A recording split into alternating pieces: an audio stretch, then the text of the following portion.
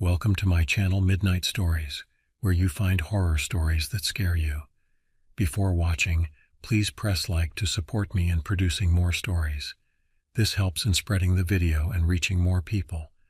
Thank you for your support and enjoy watching. Hey everyone, if you enjoy my content, don't forget to check out my second channel. The link is in the description or the comments. Your support means the world to me. This happened in 1983, a year that would forever change my life. I was 32 years old, working as an accountant in Philadelphia. My name is Henry Wilson, and back then, I was just another face in the crowd, lost in the sea of numbers and spreadsheets that made up my daily existence. I never imagined I'd be the one to tell a story like this, the kind that makes your blood run cold and has you double-checking the locks on your doors at night. But here I am, nearly 4 decades later, still haunted by the events that unfolded in Lackawanna Forest. It was early October when I decided I needed a break. The leaves were just starting to turn, painting the world in hues of red and gold. The crisp autumn air carried the promise of change, and I felt an inexplicable urge to get away from the city, to lose myself in nature for a while. Little did I know that this impulse would lead me into a nightmare beyond anything I could have imagined. I found an ad in the local paper for cabin rentals in Lackawanna Forest, Pennsylvania. The description painted a picture of serene woodlands, pristine lakes, and the kind of peace you can only find far away from the hustle and bustle of city life. It seemed perfect, just what I needed to recharge and maybe finally start that novel I'd been thinking about for years. I called the number in the ad and spoke to a man named Caesar Augustine. His voice was gruff but friendly, with a hint of a local accent that spoke of generations spent in those woods. He told me he had a cabin available for the coming weekend, and we quickly settled on the details. As I hung up the phone, I felt a surge of excitement. This was exactly what I needed, a chance to disconnect, to breathe, to remember who I was beyond the confines of my cubicle. The drive to Lackawanna Forest took about 3 hours, but it felt like entering another world. As I left the outskirts of Philadelphia behind, the landscape gradually transformed. Suburban sprawl gave way to rolling hills, which in turn became denser and more forested as I approached my destination. The road narrowed, winding through stands of oak, maple, and pine. The trees pressed close on either side, their branches forming a canopy overhead that dappled the sunlight on the road. I arrived at the cluster of cabins in the late afternoon. The sun was already low in the sky, casting long shadows across the small clearing where the structure stood. My cabin was at the edge of the group, half hidden by a cluster of tall pines. As I pulled up, I saw a man sitting on the porch of the nearest cabin, nursing a steaming mug. He raised a hand in greeting as I got out of my car. "You must be Henry," he called out. "I'm Cornelius Grady. Welcome to our little slice of paradise." I walked over to shake his hand, taking in the sight of my temporary neighbor. Cornelius was in his 60s, with a weathered face that spoke of a lifetime spent outdoors. His grip was firm, his eyes bright and alert despite his age. "Nice to meet you, Cornelius," I replied. "This place is beautiful." He nodded, a small smile playing at the corners of his mouth. "That it is. Been coming here for nigh on 30 years now. There's something special about these woods." He paused, his eyes drifting to the tree line. "Just remember to respect them. Nature can be unforgiving if you're not careful." I laughed, thinking he was joking, but the serious look in his eyes gave me pause. Before I could ask what he meant, he wished me a good evening and retreated into his cabin. I stood there for a moment, an inexplicable chill running down my spine despite the warmth of the fading sunlight. Shaking off the feeling, I turned to my own cabin. It was rustic but charming, with a small porch and windows that gleamed in the dying light. Inside, I found it clean and cozy, with a small kitchenette, a living area with a stone fireplace, and a bedroom just big enough for a double bed and a dresser. It was perfect, simple, uncluttered, a world away from my life in the city. I unpacked quickly, eager to explore a bit before darkness fell. The forest beckoned, a wall of green and gold that seemed to pulse with life. I set out on a narrow trail that led away from the cabins, breathing deeply of the crisp autumn air. The scent of pine and decaying leaves filled my nostrils, and for the first time in months, I I felt the tension begin to leave my shoulders. As I walked, I became aware of the sounds of the forest, the rustle of small animals in the underbrush, the call of birds overhead, the whisper of the wind through the leaves. But there was something else, too. A stillness, a watchfulness that I couldn't quite explain. More than once I turned suddenly, sure that I had seen movement out of the corner of my eye, only to find nothing there. The trail led me to a small clearing where a stream bubbled over rocks worn smooth by centuries of flowing water. I paused there, watching the play of light on the water's surface. As the sun dipped lower, the shadows lengthened, and the forest seemed to close in around me. A sense of unease began to creep over me, a feeling that I was no longer welcome in this place. I turned to head back to the cabin, my pace quickening as the light faded. The forest that had seemed so welcoming just hours before now felt oppressive, full of hidden dangers. By the time I reached the clearing where the cabin stood, darkness had fallen completely. The windows of my cabin glowed with warm, welcoming light, and I hurried inside, locking the door behind me. As I prepared a simple dinner, I tried to laugh off my earlier unease. I was a city boy, unused to the deep darkness of the forest at night. Of course it had seemed intimidating, but as I ate I couldn't shake the feeling that something out there in the darkness was watching, waiting.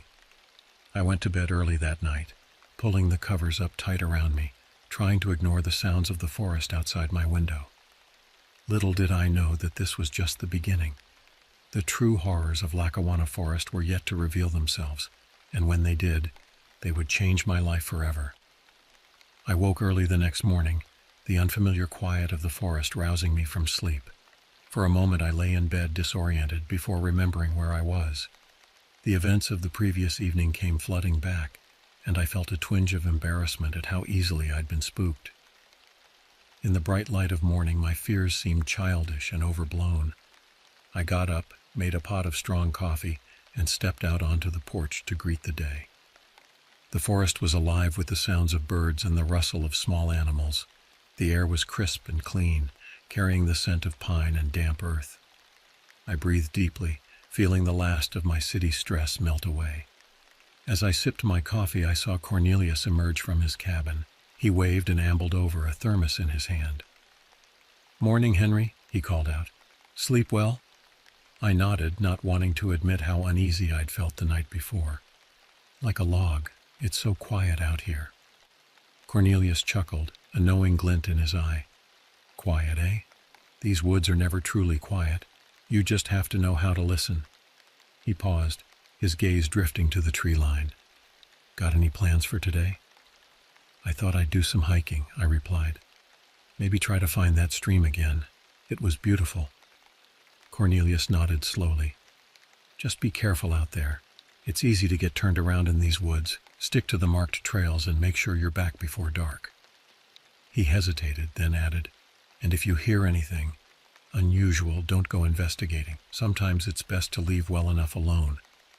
Before I could ask what he meant, Cornelius turned and headed back to his cabin, leaving me with an uneasy feeling in the pit of my stomach. What did he mean by unusual? And why did he seem so concerned? I pushed the thoughts aside, determined not to let my overactive imagination ruin my vacation. After a hearty breakfast, I packed a small backpack with water, snacks, and a first aid kit, then set out on one of the marked trails.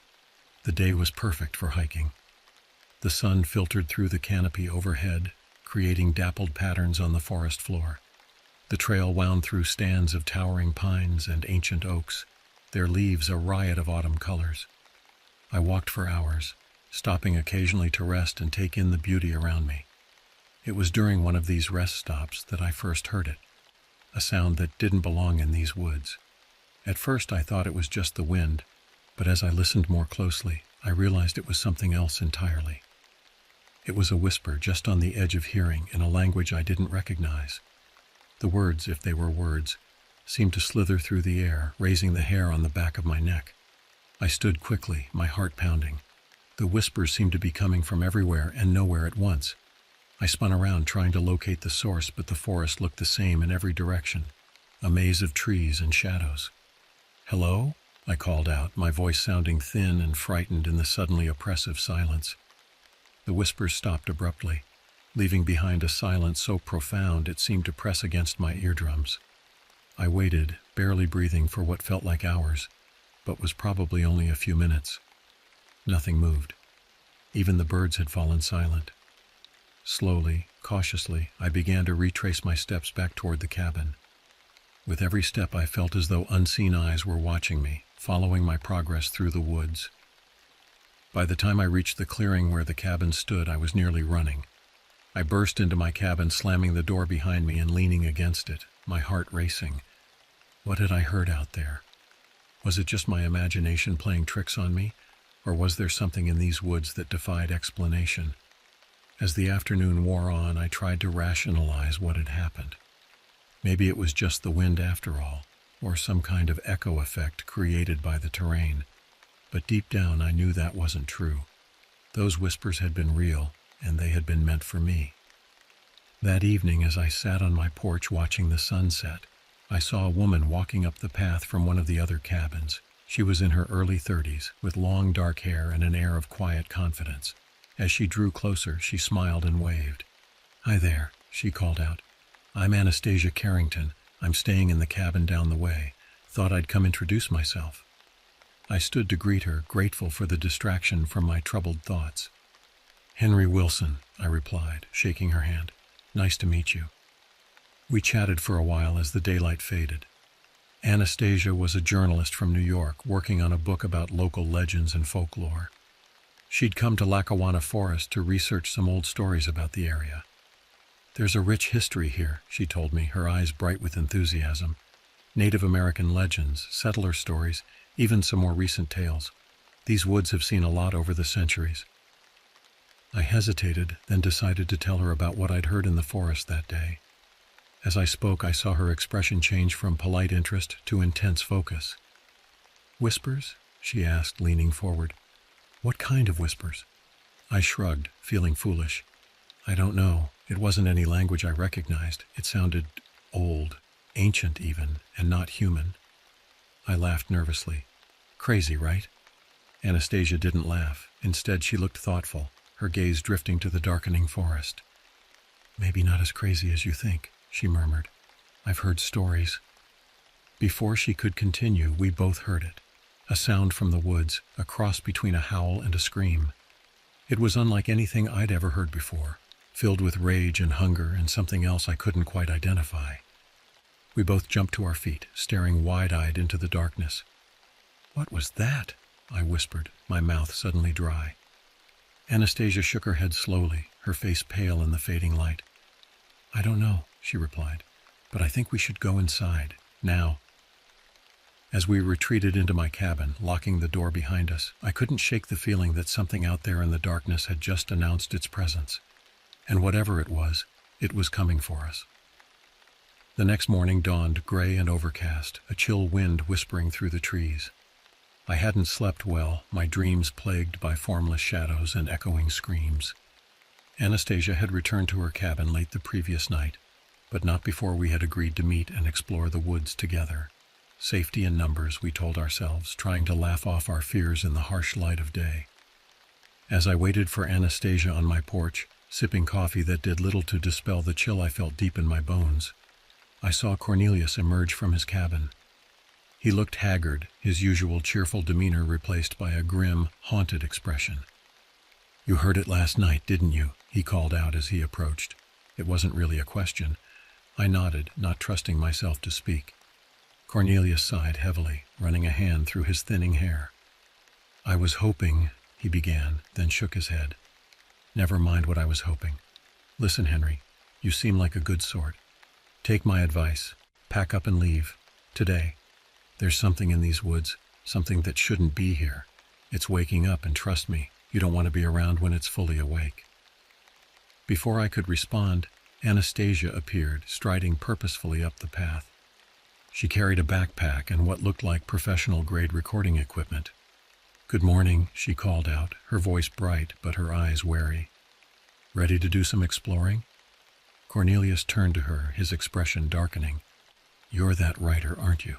The one asking questions about the old stories?"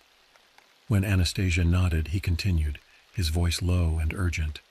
"Then you should know better. Some stories aren't meant to be dug up. Some things should stay buried. With that cryptic warning, he turned and stalked back to his cabin, leaving Anastasia and me standing in uncomfortable silence. "Well," Anastasia said after a moment, forcing a smile, "shall we?" Despite Cornelius's warning, or perhaps because of it, we set out into the forest. Anastasia was determined to find some concrete evidence to support the legends she'd been researching, and I was too curious and, if I'm honest, too afraid to be alone, to refuse. We walked for hours, following the same trail I had taken the day before. Anastasia recorded our progress, making notes about the terrain and any unusual features we encountered. As we walked, she told me more about the legends she'd been researching. "There are stories," she said, her voice low as if she was afraid of being overheard, "about something that lives in these woods, something old. The Native Americans who lived here centuries ago had legends about a creature they called the Eater of Souls. The early settlers had their own stories. They called it the Forest Devil. Different names, but always the same description. A thing that was neither man nor beast, that hunted in the deepest parts of the forest." I listened, a chill running down my spine that had nothing to do with the cool autumn air. As Anastasia spoke, the forest around us seemed to grow darker, the shadows deeper and more menacing. It was late afternoon when we found it. We had strayed from the marked trail, following what looked like game trails deeper into the forest. The trees here were older, gnarled, and twisted into strange shapes. The ground was soft underfoot, covered in a thick layer of decaying leaves and moss. Anastasia spotted it first, a glint of white among the brown and green of the forest floor. At first we thought it was just an oddly shaped rock. But as we drew closer, the truth became horrifyingly clear. It was a bone, a large bone, far too big to belong to any animal that should be in these woods, and it was fresh, no signs of weathering or decay. Anastasia crouched down, her face a mixture of excitement and fear. She pulled on a pair of latex gloves and gently brushed away the leaves surrounding the bone. This is impossible," she muttered, her voice shaking slightly. As Anastasia examined the bone, I stood frozen, my eyes darting between the gruesome discovery and the surrounding forest. The woods suddenly seemed alive with malevolent energy, the shadows deeper and more menacing than before. "Henry," Anastasia said, her voice barely above a whisper, "this isn't just any bone. Look at the size of it. And the shape. It's not quite human, not quite animal. I've never seen anything like it." I forced myself to look more closely. The bone was indeed massive, easily twice the size of a human femur. But it was the texture that truly unnerved me. The surface was covered in strange, swirling patterns that seemed to shift and change as I looked at them. "We need to document this," Anastasia said, reaching for her camera. "This could be the evidence I've been looking for." As she began to photograph the bone, I heard it again, that whisper from the day before. This time it was louder, more insistent. The unintelligible words seemed to slither through the air, wrapping around us like ghostly tendrils. "Anastasia," I said, my voice tight with fear, "we need to go, now." She looked up at me, her face pale. "You hear it too?" I nodded, already backing away from the bone. Anastasia quickly packed up her equipment, her movements jerky and rushed. As we turned to leave, a sound split the air. The same howl scream we had heard the night before, but much, much closer. We ran. There was no thought, no plan, just pure animal instinct driving us to flee. Branches whipped at our faces, roots seemed to reach up to trip us, but we kept running. The howl came again, closer still, accompanied by the sound of something large crashing through the underbrush behind us. I don't know how long we ran. Time seemed to lose all meaning in that nightmarish flight through the forest. But suddenly, mercifully, we burst out of the tree line into the clearing where the cabin stood. Cornelius was on his porch, a shotgun in his hands. His face was grim as he watched us stumble towards him. "Inside," he barked, gesturing with the gun. "Now." We didn't need to be told twice. As we raced past him into his cabin, I caught a glimpse of movement at the edge of the forest. Something large, something that seemed to shift and change, even as I looked at it, melting back into the shadows of the trees. Cornelius slammed the door behind us, throwing the bolt with a decisive click. For a moment we all stood there, panting, the only sound our ragged breathing and the pounding of our hearts. "You found something, didn't you?" Cornelius said at last. It wasn't really a question. Anastasia nodded, still too out of breath to speak. She fumbled with her backpack, pulling out her camera with shaking hands. "A bone," she managed at last. "Unlike anything I've ever seen." Cornelius's face grew even grimmer as he looked at the photos. "Damn," he muttered. "I was hoping. Well, it doesn't matter what I was hoping. It's awake now, and it knows you found it." "What's awake?" I demanded, fear and frustration making my voice sharp. "What the hell is going on here?" Cornelius sank heavily into a chair, suddenly looking every one of his years. "It's a long story," he said, "and it's not a pleasant one, but I suppose you've earned the right to hear it." He took a deep breath, his eyes distant. "It all started back in 1943. As Cornelius began his tale, I felt a sense of unreality wash over me. Part of me wanted to dismiss it all as the ramblings of a frightened old man. But I couldn't forget what I had seen in the forest, couldn't unhear those unearthly whispers and screams. Whatever was out there in the darkness of Lackawanna Forest, it was very real, and it was coming for us. Cornelius's voice was low and gravelly as he began his story, his eyes fixed on some point in the distance as if seeing events long past. "I was just a boy in 1943, he said. "My father was off fighting in the war, and my mother and I had come to stay with my grandfather here in Lackawanna. He was a logger, had been working these woods for decades. He knew every tree, every trail, or so he thought." Cornelius paused, taking a swig from a flask he produced from his pocket. The sharp scent of whiskey filled the air. It was late summer when the disappearances started. First, it was just animals, pets going missing, livestock found torn apart. Folks blamed it on wolves or bears, but my grandfather, he knew better. He'd seen the tracks, you see, tracks like nothing he'd ever encountered before. I glanced at Anastasia. She was leaning forward, her face rapt with attention, her hands clasped tightly in her lap. "Then people started vanishing," Cornelius continued. "Hikers, campers, even a few locals who should have known better than to go into the deep woods alone. Search parties were organized, but they never found anything. It was like the forest had swallowed them whole." He stood abruptly, moving to the window.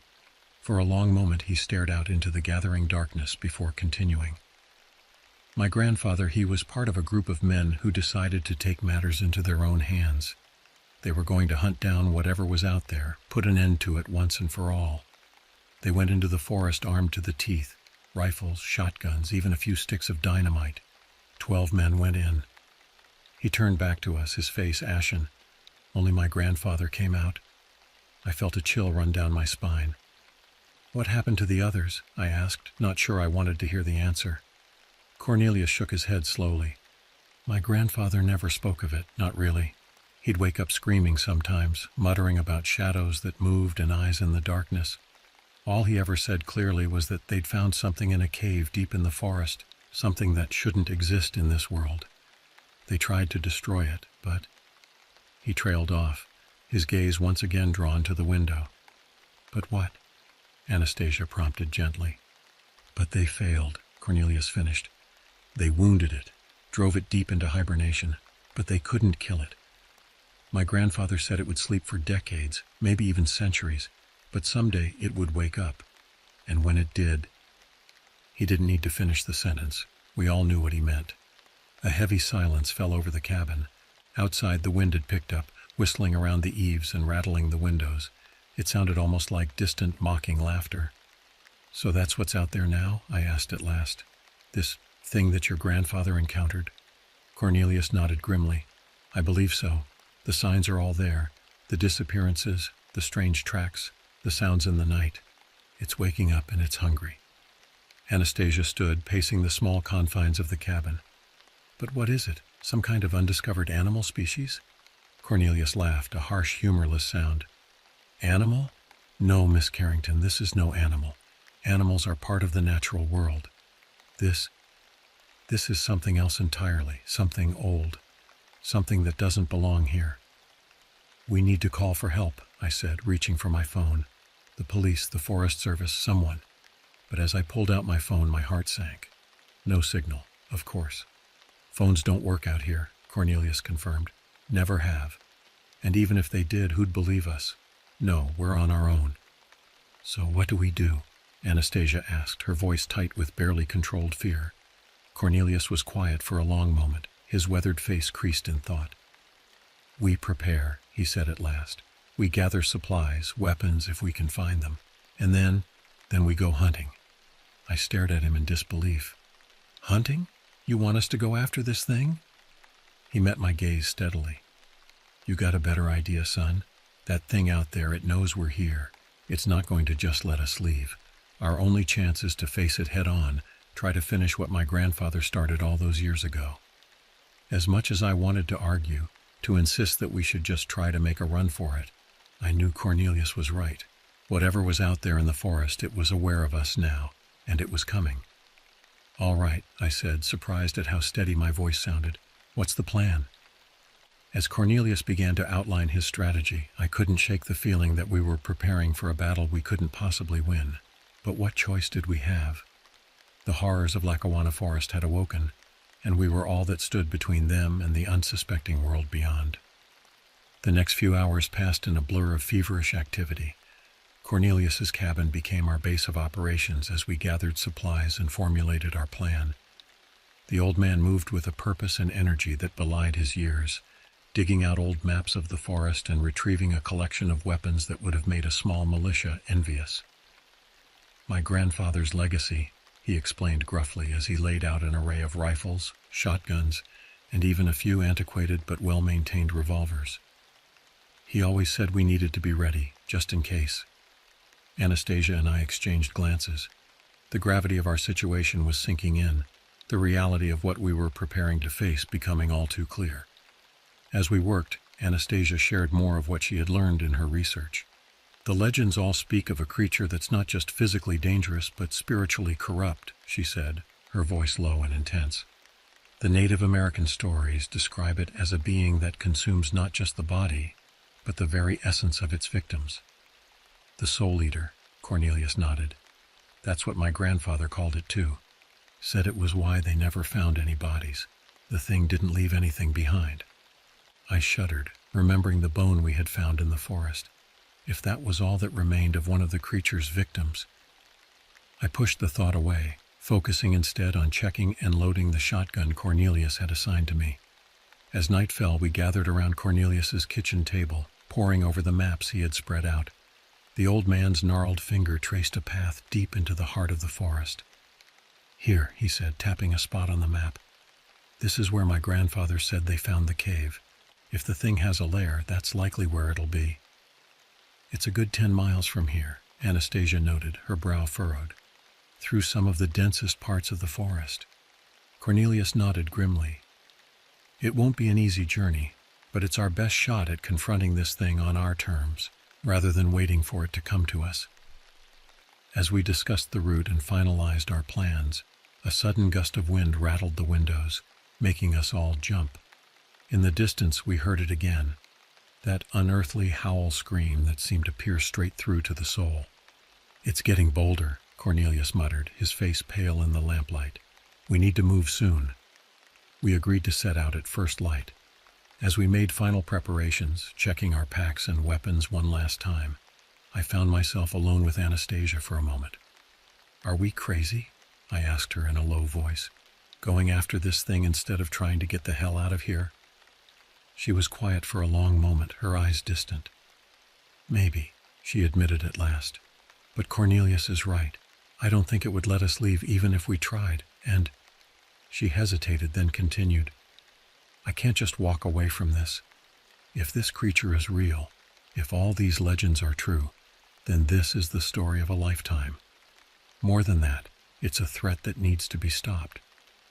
I nodded, understanding her determination even as fear gnawed at my insides. We were way out of our depth here, facing something that defied explanation or understanding. But what choice did we have? As we settled in for a few hours of uneasy rest before our departure, I found myself unable to sleep.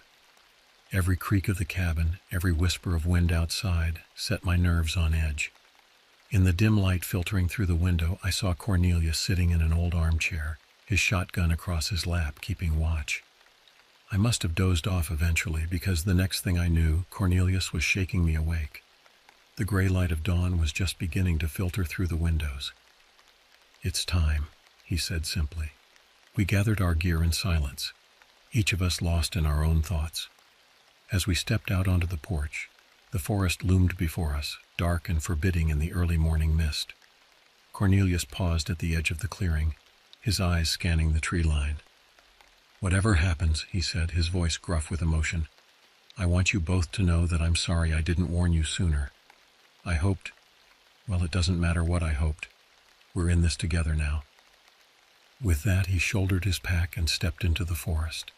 Anastasia and I exchanged one last look, part fear, part determination, and followed him into the shadows of Lackawanna Forest. As we moved deeper into the woods, leaving behind the relative safety of the cabins, I couldn't shake the feeling that we were being watched. The forest seemed to press in around us, the trees looming overhead like silent sentinels. Every shadow held the potential for danger, every sound a possible threat. We walked in single file, Cornelius in the lead, his movements sure despite his age. Anastasia followed, her camera around her neck, ready to document whatever we might encounter. I brought up the rear, constantly glancing behind us, unable to shake the feeling that something was following, always just out of sight. The further we went, the more the forest changed. The trees grew older, more gnarled and twisted. Strange fungi clung to their trunks, pulsing with an unnatural, phosphorescent glow. The ground beneath our feet became soft and spongy, each step releasing a faint, sickly sweet odor. We had been walking for several hours when Cornelius suddenly held up a hand, signaling us to stop. He crouched down, examining something on the forest floor. As Anastasia and I gathered around, I felt my blood run cold. There, pressed into the damp earth, was a footprint, but it was like no print I had ever seen before. It was massive, easily twice the size of my own foot, with long, curved claw marks at the end of each toe. But it was the shape that was truly unsettling, not quite human, not quite animal, but some horrifying combination of the two. "It's fresh," Cornelius murmured, his voice tight. "We're getting close." As if in response to his words, a sound echoed through the forest, that now familiar howl scream, but closer than ever before. It was followed by another sound, a rhythmic thudding that shook the very ground beneath our feet. "Run!" Cornelius shouted, already in motion. We fled through the forest, branches whipping at our faces, roots threatening to trip us at every step. The thudding grew louder, closer, accompanied by the sound of trees crashing down and a terrible, guttural roaring. I chanced to look back and immediately wished I hadn't. Through the trees I caught glimpses of something massive moving with impossible speed. It was a blur of matted fur, gleaming claws, and eyes that glowed with an unholy light. We burst into a small clearing, our lungs burning, legs trembling with exhaustion. Cornelius spun around, his shotgun raised. "Get behind me," he yelled. Anastasia and I scrambled to comply, our own weapons at the ready. For a moment all was silent except for our ragged breathing. Then with a roar that seemed to shake the very air, the creature burst into the clearing. It was a nightmare made flesh. Standing easily 10 feet tall, its body was a patchwork of fur, scales, and raw, pulsing flesh. Its head was a twisted amalgamation of wolf and bear, with a muzzle full of dagger-like teeth. But its eyes were terrifyingly human, filled with an intelligence and malevolence that froze my blood. Cornelius fired, the sound deafening in the small clearing. The creature staggered but didn't fall. Instead, it let out a bellow of rage and charged. What followed was a chaotic blur of gunfire and terror. We emptied our weapons into the beast, but it seemed to shrug off the bullets like they were nothing more than irritating insect bites. I saw Cornelius go down, the creature's massive claws raking across his chest. His scream of pain was cut short as the beast grabbed him, lifting him off the ground with terrifying ease. "No!" Anastasia shouted, firing her last rounds into the creature's face. The monster roared in pain and anger, dropping Cornelius's limp form to the forest floor. It turned its attention to us, its eyes blazing with otherworldly fury. In that moment, time seemed to slow. I saw Anastasia fumbling to reload, her hands shaking. I saw the creature tensing to spring, its muscles rippling under its bizarre patchwork hide. And I saw, half hidden behind a fallen log, the satchel Cornelius had been carrying. the one containing the sticks of dynamite he'd mentioned. Without conscious thought, I dove for the satchel. My hand closed around a stick of dynamite just as the creature leaped. I heard Anastasia scream, felt the rush of air as the monster passed over me, and then I was on my feet, lighter in hand, dynamite raised. "Hey!" I shouted, my voice cracking with fear and adrenaline. The beast turned, its maw opening in a roar that I felt in my very bones. I lit the fuse and threw the dynamite with all my might, directly into the creature's gaping mouth. Time seemed to freeze. I saw the dynamite arcing through the air, saw the creature's eyes widen in what might have been surprise. Then Anastasia was grabbing my arm, pulling me down behind the fallen log. The explosion was deafening. I felt the shockwave pass over us, felt debris raining down. For a long moment all I could hear was a high-pitched ringing. When I finally looked up, the clearing was transformed. Where the creature had stood was now a smoking crater.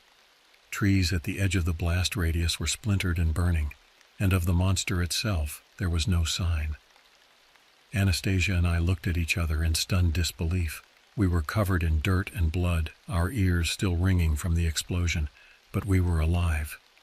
We scrambled to our feet, rushing to where Cornelius lay. To my amazement, he was still breathing, though his breaths were shallow and labored. Did we get it?" he wheezed, his eyes struggling to focus. "I think so," I said, though uncertainty gnawed at me. Could it really be that easy? As if in answer to my unspoken question, we heard it, a low, pained growl coming from the woods beyond the clearing. Anastasia and I exchanged horrified glances. The creature was still alive. "Go!" Cornelius gasped, weakly pushing at us. "Get out of here. It's wounded now. You might have a chance." "We're not leaving you," Anastasia said firmly, though I could see the fear in her eyes. Another growl, closer this time. We could hear trees crashing in the distance as the creature moved through the forest. "There's no time," I said, making a quick decision. "We need to get to that cave. Finish this once and for all." Anastasia nodded, her jaw set with determination. Together we helped Cornelius to his feet. He was barely conscious, leaning heavily on us, but somehow still alive. As we stumbled through the forest, following Cornelius's labored directions toward the cave, I couldn't shake the feeling that we were being herded. The creature's growls and movements seemed to be driving us in a specific direction, always staying just out of sight. The cave mouth loomed before us, a dark maw in the side of a hill. Ancient symbols were carved into the rock around the entrance, their meanings lost to time but their power still palpable. We had no choice. With the sound of the creature crashing through the underbrush behind us, we plunged into the darkness of the cave, hoping against hope that we might find some way to end this nightmare once and for all. As we entered the cave, the air grew thick and heavy, filled with an acrid, musty scent that made my eyes water. Our flashlights cut weak swaths through the oppressive darkness, revealing rough stone walls covered in more of those strange, shifting symbols. We moved deeper into the cave system, half carrying Cornelius between us. His breathing was growing more labored, and I could feel the warmth of his blood seeping through my clothes where I supported him. "Not much further," he gasped, his voice barely above a whisper. The tunnel widened, opening into a vast cavern. Our flashlights couldn't penetrate to the far walls or ceiling, giving the unsettling impression that we were standing at the edge of an abyss. In the center of the cavern stood a stone altar, ancient and worn. Strange carvings covered its surface, depicting scenes of unspeakable horror, human-like figures being torn apart and consumed by a monstrous shape that seemed to shift and change, even as I looked at it. "There," Cornelius said, pointing weakly at the altar. That's where it sleeps, where it regains its strength." A low, rumbling growl echoed through the cavern. We spun around to see the creature limping into the light of our flashlights. It was clearly wounded, its bizarre patchwork hide torn and bleeding in several places, but its eyes still burned with that terrible intelligence and hunger. "What do we do?" Anastasia asked, her voice shaking. I looked around desperately, searching for anything we could use as a weapon. My eyes fell on Cornelius's pack, which we had dropped when we entered the cavern. The remaining sticks of dynamite were poking out of the top. An idea formed, a desperate, probably suicidal idea, but the only one I could think of. "Anastasia," I said, my voice low and urgent, "take Cornelius and get out of here. I'll hold it off." "What? No," she protested. "I'm not leaving you." "You have to," I insisted. "Someone needs to tell the world what happened here, what's out there." I met her eyes, trying to convey everything I couldn't say. "Please." She hesitated for a moment, then nodded, tears in her eyes. With a last lingering look, she began to help Cornelius toward the tunnel entrance. I turned to face the creature, which had been watching our exchange with an almost curious tilt to its monstrous head. As Anastasia and Cornelius disappeared into the tunnel, I slowly reached for the dynamite. "Hey, ugly," I called out, my voice echoing in the vast space. "Remember me?" The creature's eyes narrowed, a growl rumbling from deep in its chest. It began to move toward me, its massive form blocking the way back to the tunnel. I lit the fuse on the dynamite, the sparks casting weird shadows on the cavern walls. The creature paused, clearly remembering what had happened the last time it had seen that particular trick. I waited until the fuse was burning dangerously short, then hurled the dynamite, not at the creature but at the ancient altar behind it. Time seemed to slow. I saw the dynamite arcing through the air. I saw the creature's eyes widen in realization. And then the world exploded into light and sound and pain. The blast threw me back against the cavern wall. Rocks rained down from above as the entire cave system began to collapse. Through the dust and debris, I saw the creature howling in what seemed to be both pain and fury. The altar had been obliterated, and the beast was writhing as if some fundamental part of it had been torn away. As consciousness began to fade, my last sight was of the creature being buried under tons of rock and earth. My last thought was a hope that Anastasia and Cornelius had made it out, that they would be able to warn the world. Then darkness took me, and I knew no more. I don't know how long I was unconscious. When I finally came to, I was lying in a hospital bed, my body a mass of aches and pains. Anastasia was there, her face pale and drawn but alive. She told me that search and rescue had found us 3 days after the cave-in. Cornelius hadn't made it. His injuries had been too severe. But he had lived long enough to corroborate our story, to confirm that the threat was real. In the days and weeks that followed, as I slowly recovered, I learned that the authorities had investigated the site of the cave-in. They found no trace of the creature, no unusual bones, no unexplainable remains, just a collapsed cave system and a lot of questions. Anastasia's book, when it was published, was met with skepticism and ridicule. Most people dismissed it as fiction, a clever marketing ploy. But there were some, those who had heard the stories, who had felt the wrongness in those woods, who believed. As for me, I never returned to Lackawanna Forest. The nightmares were bad enough without seeing those trees again, without wondering if maybe, just maybe, we hadn't killed the creature after all. If perhaps it was only sleeping once more, waiting for the day it would be strong enough to emerge again. Sometimes on quiet nights when the wind is just right, I think I can hear a distant howl scream, and I wonder, with a chill down my spine, if our ordeal in Lackawanna Forest was truly the end, or just the beginning of something much, much worse. It's been 5 years since that fateful day in Lackawanna Forest. The physical scars have healed, but the mental ones remain, etched deep into my psyche. I've tried to move on, to return to some semblance of a normal life, but the memories of what we encountered in those woods haunt me still. Anastasia's book, The Beast of Lackawanna, was published a year after our ordeal. As I expected, it was met with a mix of skepticism and outright disbelief. Critics called it a work of fiction, a clever marketing ploy designed to capitalize on local legends and superstition. But there were others, a small but vocal minority, who believed. People who had their own stories of strange encounters in the deep woods, who had felt that same sense of ancient, malevolent presence. I've kept in touch with Anastasia over the years. She's become something of a minor celebrity in certain circles, traveling the country to give talks at cryptozoology conventions and paranormal research groups. She's dedicated herself to uncovering other instances of unexplained phenomena, always searching for that elusive proof that what we experienced was real. As for me, I left my accounting job in Philadelphia. After facing down an ancient otherworldly horror, balancing books and preparing tax returns seemed trivial, meaningless. I moved to a small town on the coast of Maine, as far from deep forests as I could get. I work as a freelance writer now, mostly technical manuals and the occasional piece of fiction. I find the work soothing, a way to order my thoughts and keep the memories at bay. But there are nights, especially when the wind howls and the shadows grow long, when I can't help but think back to those terrifying days in Lackawanna Forest. I wonder about the creature we faced. Was it truly unique, a solitary horror lurking in those specific woods? Or are there others like it out there, hiding in the dark places of the world, waiting for their chance to emerge? I think often of Cornelius, of his bravery in the face of a terror he had feared his entire life. His sacrifice allowed Anastasia and me to escape, to tell our story. I've visited his grave a few times over the years, in a small cemetery on the outskirts of the forest. Each time I've left feeling both grateful for his help and guilty that I survived when he didn't. The authorities never found any concrete evidence of the creature. The cave system where we had our final confrontation had collapsed completely, burying any potential proof under tons of rock and earth. Part of me is relieved. The world is perhaps better off not knowing about such horrors.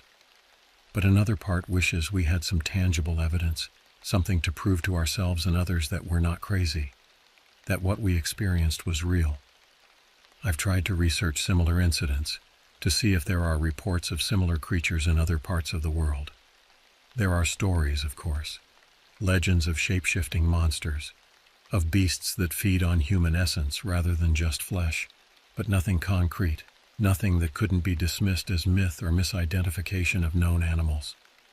Sometimes I find myself staring at maps of Lackawanna Forest, tracing the routes we took, remembering the terror of those days. I've been tempted more than once to go back, to see the forest again in the light of day, to convince myself that it's just trees and earth, nothing more. But each time I consider it, a deep primal fear rises up in me. Whatever is in those woods, whether it's the creature we faced or just the memory of it, I know I can never return. Anastasia has tried to convince me to join her on some of her investigations, to lend my experience to her search for the truth. But I always decline. I've had my fill of monsters and mysteries. Now I just want peace. And yet there are times when I wake in the night, my heart pounding, sure that I've heard that familiar howl scream in the distance. Times when I look out my window and see shadows moving in ways that shadows shouldn't. In those moments, I wonder if our encounter in Lackawanna Forest was truly the end, or if it was just the beginning of something larger, something we can't yet comprehend. I don't know if I'll ever have answers to these questions. Perhaps it's better that way. Some truths are too terrible to face, some knowledge too dangerous to possess. All I can do is continue to live my life, to find meaning in the everyday, and to hope that the horrors we faced remain buried deep in the heart of Lackawanna Forest. But a part of me, the part that will always be that terrified man running through the woods, facing down an ancient evil, knows that hope might be in vain. For in this world of ours, there are dark places where ancient things sleep, and sometimes they wake up.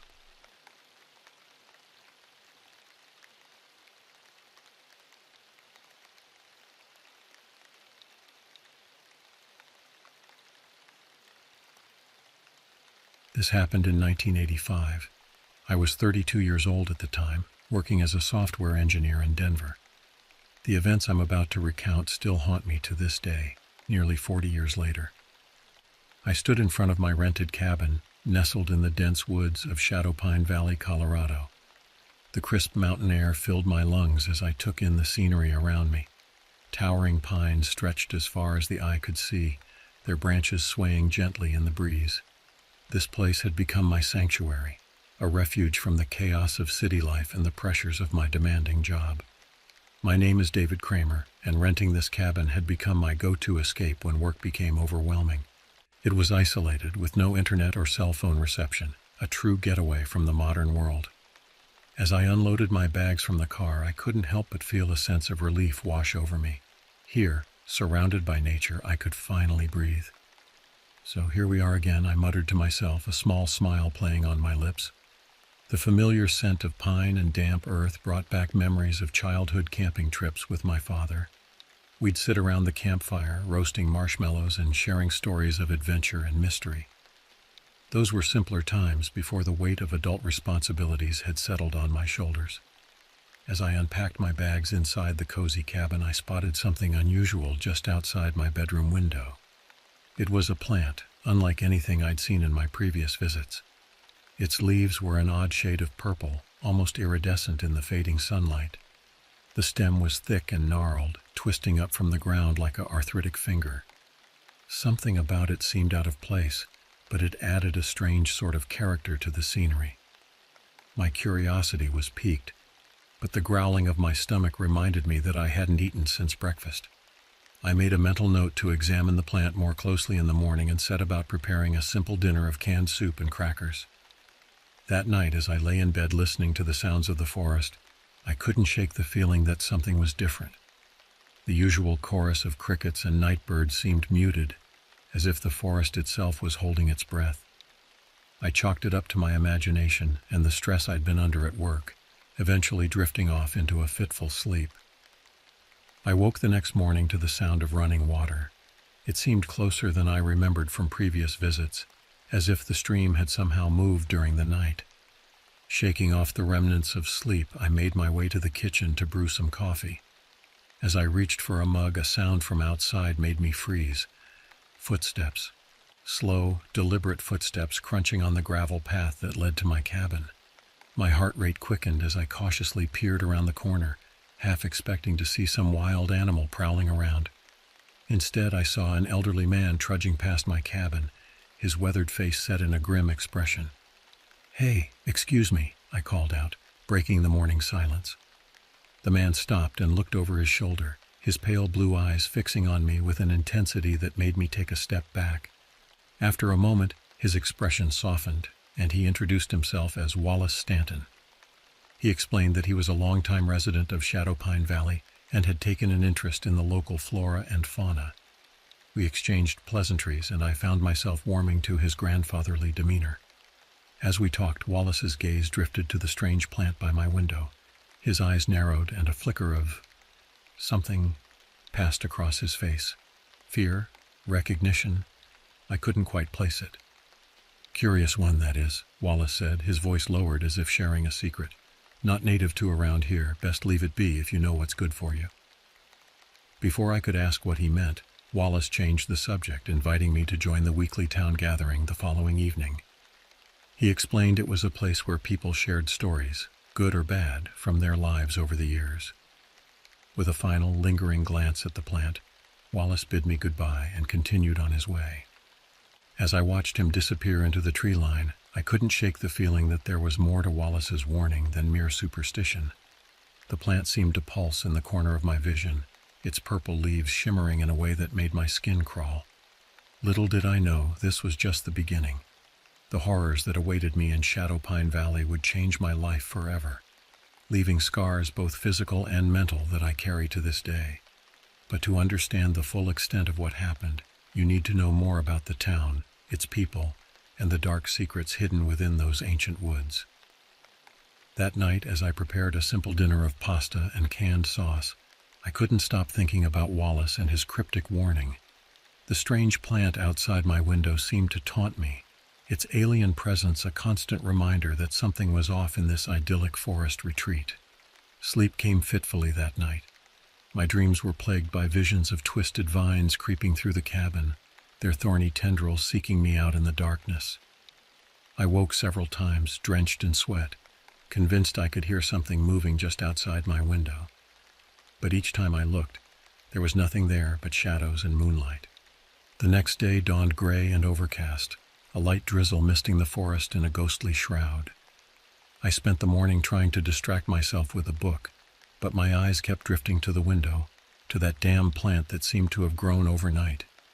Its leaves now brushed against the glass as if trying to find a way inside. As evening approached, I remembered Wallace's invitation to the town gathering. Part of me wanted to stay in the relative safety of the cabin, but curiosity and a desire for human company won out. I grabbed my raincoat and headed into town. Shadowpine Valley's town square was little more than a clearing with a few weathered buildings clustered around it. A makeshift stage had been set up, and people were already gathering, huddled under umbrellas or the awnings of nearby shops. I spotted Wallace near the front of the crowd and made my way over to him. He nodded in greeting, his eyes grave. "Glad you could make it," he said, his voice barely audible over the patter of rain. "You might hear some things tonight that'll make you think twice about staying in these parts. But knowledge is power, they say. Best you know what you're up against." Before I could ask what he meant, a hush fell over the crowd. A woman in her 60s, her silver hair pulled back in a severe bun, took the stage. She introduced herself as Margaret Holloway, the town's unofficial historian and keeper of its stories. "Friends, neighbors, visitors," she began, her voice carrying clearly despite the rain. "We gather here as we have for generations to share our tales, to remember, to warn. For in Shadowpine Valley the past is never truly past, and the darkness is always waiting." What followed was unlike any storytelling session I'd ever experienced. One by one, people took the stage, sharing accounts that chilled me to the bone.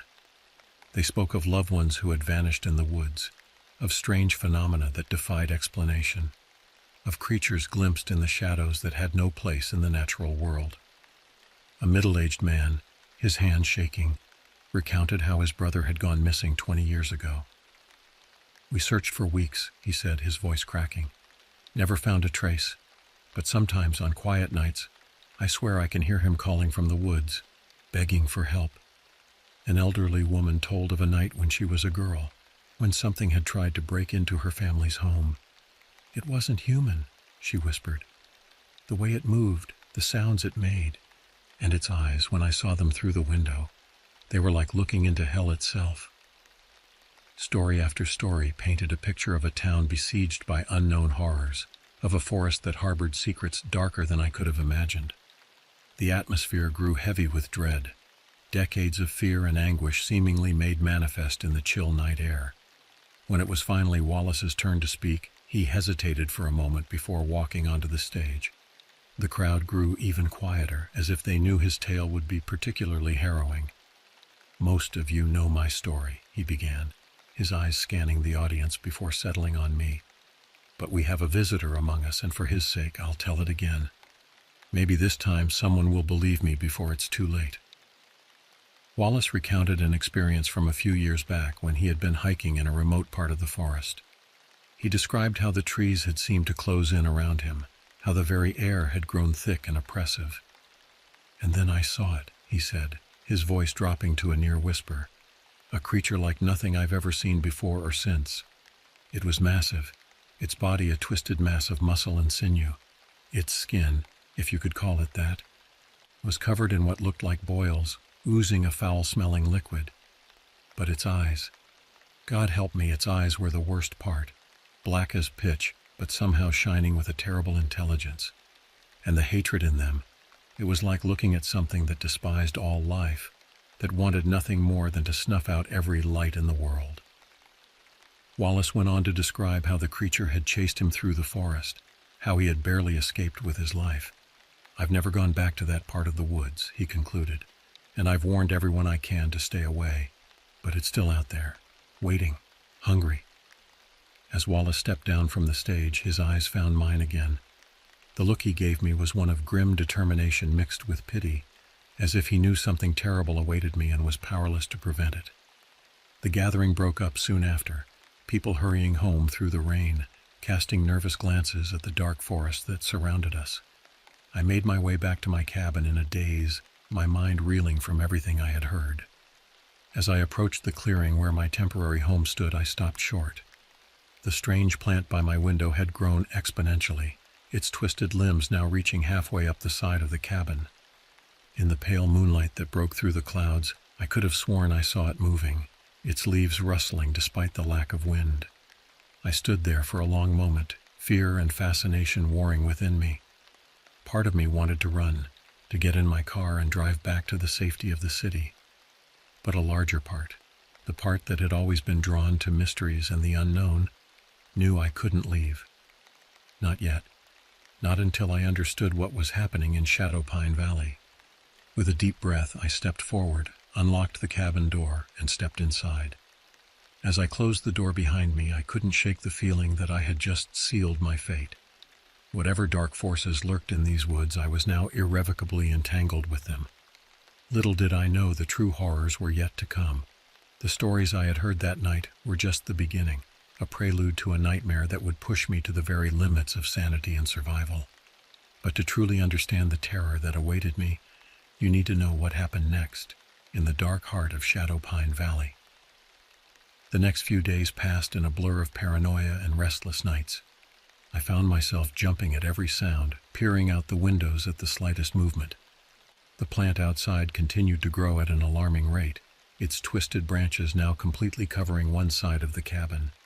I tried to cut it back once, but the moment my shears touched a stem, a horrid stench filled the air, and I swore I heard something like a scream coming from deep within the forest. I didn't try again.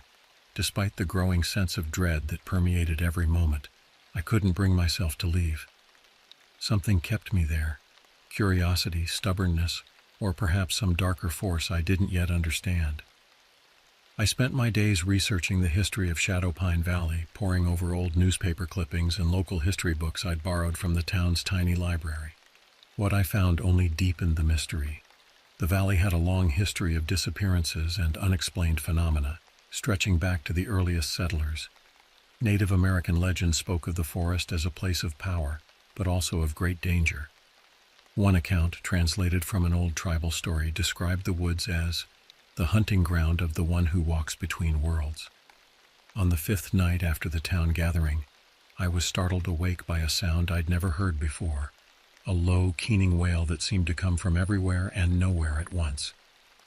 It rose and fell in pitch, sometimes sounding almost human, other times like the cry of some monstrous beast.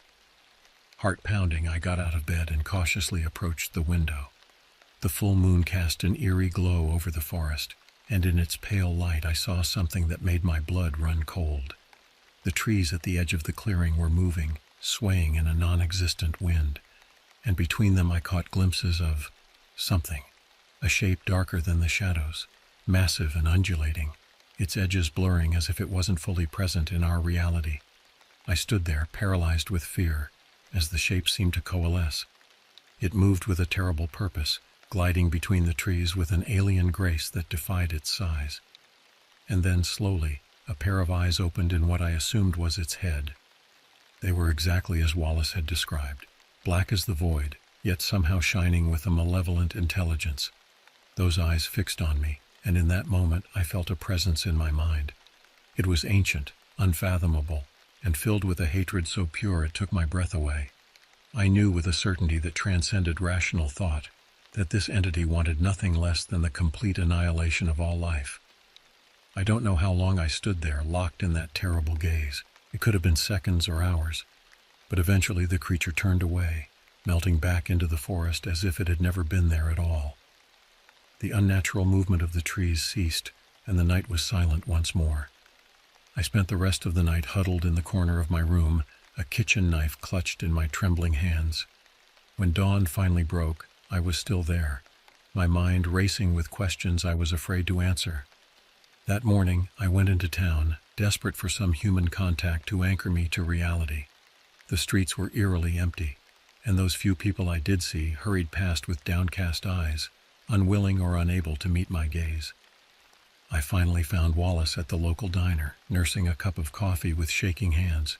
"You've seen it, haven't you?" he asked as I slid into the booth across from him. It wasn't really a question. "It's gotten bolder lately, coming closer to town hunting." I nodded, unable to find words to describe what I'd witnessed. Wallace sighed, a deep, weary sound that seemed to carry the weight of years. "There's more to this than just some monster in the woods," he said, his voice low. "This thing, whatever it is, it's been here for centuries, maybe longer, and it's changing things. The forest, the town, even the people. It's like a cancer, spreading its influence, corrupting everything it touches." He went on to tell me about the plant I'd seen outside my cabin. "It's not natural," he said. "Nothing that grows like that is. It's connected to the creature somehow, a part of it maybe, or a herald of some kind." As Wallace spoke, I felt a growing sense of dread, but also a strange sort of exhilaration. Here, finally, was someone who understood, who had seen what I had seen. I wasn't going crazy. The danger was real, and somehow that was almost a relief. What can we do? I asked, leaning forward. There has to be some way to fight this thing, to drive it away. Wallace's laugh was bitter, devoid of any real humor. Fight it? You might as well try to fight a hurricane or an earthquake. This thing, it's not just some animal we can hunt or trap, it's something else, something from beyond. He paused, taking a long sip of his coffee before continuing. But there might be a way to, I don't know, banish it maybe. Send it back to wherever it came from. There's an old mine in the mountains about a day's hike from here. Legend has it there's something there, some kind of artifact that the native tribes use to keep the creature at bay. If we could find it. I knew it was crazy. The rational part of my mind screamed that this was madness, that I should get in my car and drive as far away from Shadowpine Valley as I could. But the memory of those terrible eyes, of the hatred I'd felt emanating from the creature, steeled my resolve. When do we leave? I asked. Wallace's eyes widened in surprise, then narrowed with something like respect. Tomorrow, he said, at dawn. Pack light, but bring anything you think might help, and pray. Pray that we're not already too late. As I left the diner, I couldn't shake the feeling that I was walking into something far beyond my understanding or ability to handle. But I also knew that I couldn't walk away. Whatever awaited us in that mine, whatever confrontation lay ahead, I was committed now. For better or worse, I had become part of Shadowpine Valley's dark legacy. Little did I know that the true horrors were yet to come, and that the next few days would test the very limits of my sanity and will to survive. We set out at first light, the morning mist still clinging to the trees as we made our way into the depths of the forest. Wallace led the way, his weathered face set in grim determination. I followed close behind, my backpack heavy with supplies and my mind racing with questions I was afraid to ask.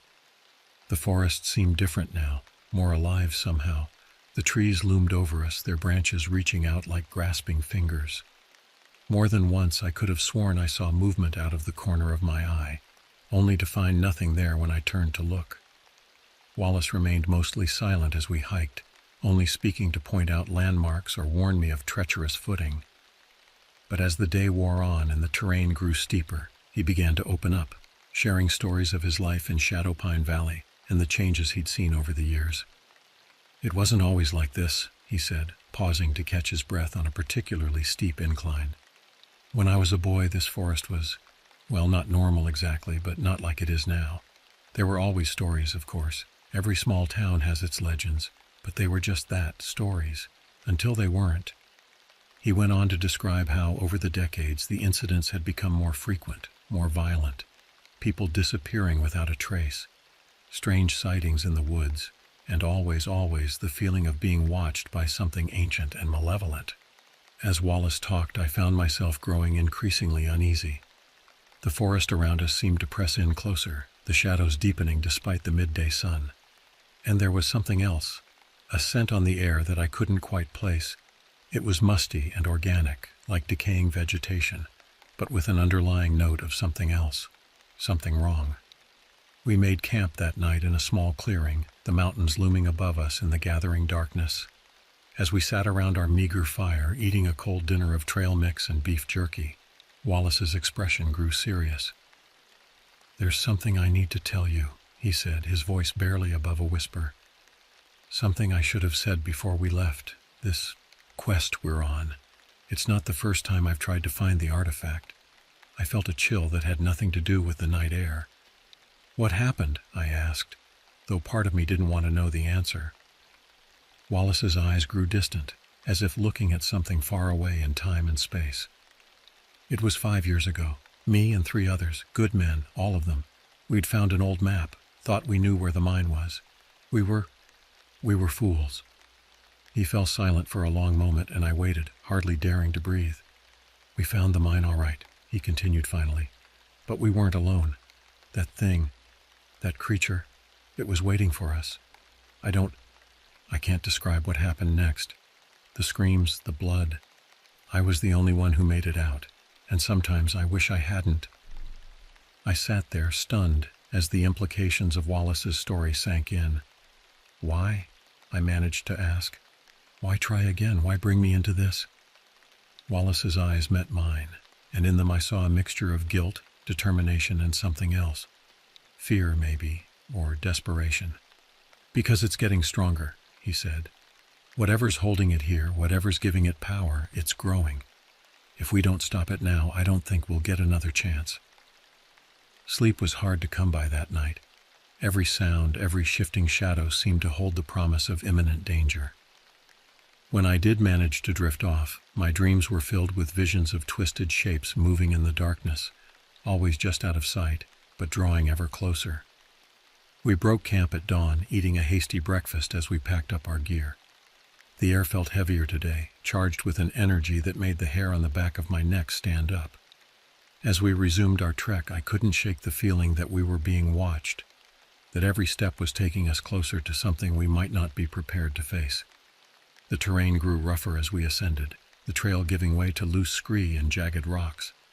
By midday, we were scrambling more than walking, using our hands as much as our feet to navigate the treacherous slope. It was during one of these difficult stretches that I heard it. A sound that didn't belong, a rhythmic thudding that seemed to come from the very earth itself. I froze, my hand gripping a jutting rock, and turned to Wallace. The look on his face told me he heard it too. "Move," he hissed, already scrambling upwards with renewed urgency. "Move now!" I didn't need to be told twice. We climbed with desperate speed, rocks sliding away under our feet, our breath coming in ragged gasps. The sound grew louder, resolving into what I now recognized as footsteps. Massive, earth-shaking footsteps. We crested a ridge just as the source of the sound came into view, and the sight drove the breath from my lungs. It was the creature I'd seen from my cabin window, but in the harsh light of day, it was even more terrifying. Its body was a writhing mass of tentacles and pseudopods, constantly shifting and reforming. Where its face should have been, there was only a cluster of those terrible black eyes, each one fixing on us with predatory intensity. "Run!" Wallace shouted, already sprinting along the ridgeline. I followed, my legs burning with exertion, my lungs screaming for air. Behind us, I could hear the creature giving chase, its massive form somehow moving with impossible speed over the rough terrain. We ran for what felt like hours, though it could only have been minutes.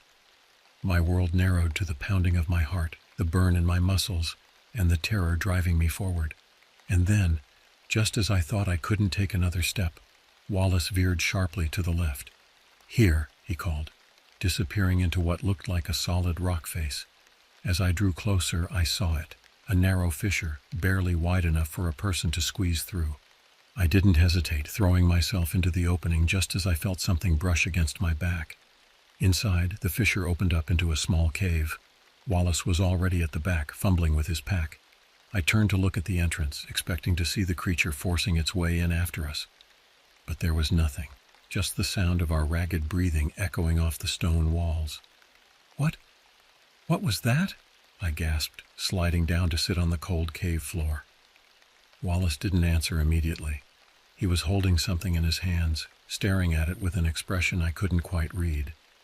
When he finally looked up at me, his eyes were filled with a mix of fear and grim satisfaction. "That," he said, "was our welcoming committee. And this," he held up the object in his hands, "this is what we came for." I leaned forward, squinting in the dim light. It was a small stone tablet, covered in intricate carvings that seemed to shift and change as I looked at them. Despite its apparent age, it seemed to glow with an inner light, pulsing in time with my own heartbeat. "The artifact," I breathed, understanding dawning. "But how? Why was it here?" Wallace's laugh was without humor. "It wasn't. Not until a moment ago. This cave, this tablet, they weren't here when we arrived. They appeared when we needed them most." I stared at him, trying to process what he was saying. That's impossible." "In Shadow Pine Valley," Wallace said, his voice heavy with the weight of experience, "impossible is just the beginning." As we sat there in the darkness, the stone tablet pulsing between us, I knew that we had crossed a threshold. Whatever happened next, there would be no going back to the world I had known before. The true test, the final confrontation, was still to come. And somewhere out there, in the twisted landscape of Shadow Pine Valley, the creature was waiting, watching, hungry for the hunt to begin again. We stayed in the cave for hours, catching our breath and trying to make sense of what had happened. Wallace examined the stone tablet closely, his fingers tracing the strange symbols etched into its surface. As he did, he explained what he knew of its history and supposed power. According to the legends, he said, his voice low and reverent, this artifact was created by the original inhabitants of this land. They used it to keep the creature, what they called the Walker Between Worlds, at bay. It's said to have the power to banish the entity back to whatever hellish dimension it came from. I leaned in, studying the tablet. The symbols seemed to writhe and shift under my gaze, never quite settling into a recognizable pattern. How does it work? I asked. Wallace shook his head. That's the problem. The knowledge has been lost to time. All we know is that it needs to be used at a place of power, somewhere the veil between worlds is thin, and if I'm right, that place is the heart of the old mine. As night fell, we made the decision to press on. The mine, Wallace assured me, wasn't far now. We emerged from the cave cautiously, every sense alert for any sign of the creature. But the forest was quiet, too quiet. No birds, no insects, not even the whisper of wind through the trees. We hiked through the night, the full moon casting an eerie glow over the landscape. The forest had changed, becoming more twisted and alien with every step. Trees grew at impossible angles, their bark covered in pulsing, vein-like patterns. The ground beneath our feet felt spongy and yielding, as if we were walking on living tissue rather than earth. As dawn broke, we finally saw it, the entrance to the old mine, a gaping maw of darkness set into the side of the mountain. The air around it shimmered with an otherworldly energy, and I could feel a deep thrumming vibration in my bones as we approached. This is it, Wallace said, his voice barely above a whisper. Whatever happens next, thank you for coming this far with me. I nodded, unable to find words. Together we stepped into the darkness of the mine. The tunnel stretched before us, seeming to go on forever. Our flashlights barely penetrated the gloom, the beams swallowed up by the unnatural darkness. As we went deeper, the air grew thick and heavy, filled with the musty scent I'd noticed before, but stronger now, almost overpowering. We had been walking for what felt like hours when we emerged into a vast cavern, and there, in the center, was something that defied description. It was like a tear in reality itself, a swirling vortex of colors and shapes that hurt to look at directly. Around it, the walls of the cavern were covered in the same strange plant-like growth I'd seen outside my cabin, pulsing and writhing in time with the vortex. And then we saw it. The creature. It was waiting for us, its massive form somehow even larger in the confines of the cavern. Those terrible eyes fixed on us, and I felt the same overwhelming presence in my mind that I'd experienced before. Wallace stepped forward, holding the tablet out before him like a shield. "It ends here," he shouted, his voice echoing off the cavern walls. "You don't belong in this world, and it's time for you to leave." The creature let out a roar that shook the very foundations of the mountain. It lunged forward, tentacles lashing out towards us. I dove to the side, narrowly avoiding being crushed. Wallace stood his ground, chanting words in a language I didn't recognize. The tablet began to glow, brighter and brighter until it was painful to look at. The creature howled, a sound of rage and pain that threatened to split my skull. I watched in awe as it began to disintegrate, pieces of its massive form being pulled towards the vortex. But then something went wrong. The vortex began to expand, the tear in reality growing larger. I could feel myself being pulled towards it, the force growing stronger with each passing second. "Wallace!" I screamed over the deafening roar of the vortex. "What's happening?" He turned to me, his face a mask of despair. "It's too strong," he shouted back. "The artifact, it's not enough." In that moment, I knew what I had to do.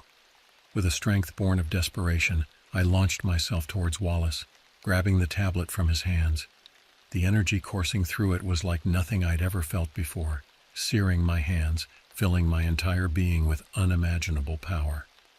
I turned to face the creature, which was still fighting against the pull of the vortex.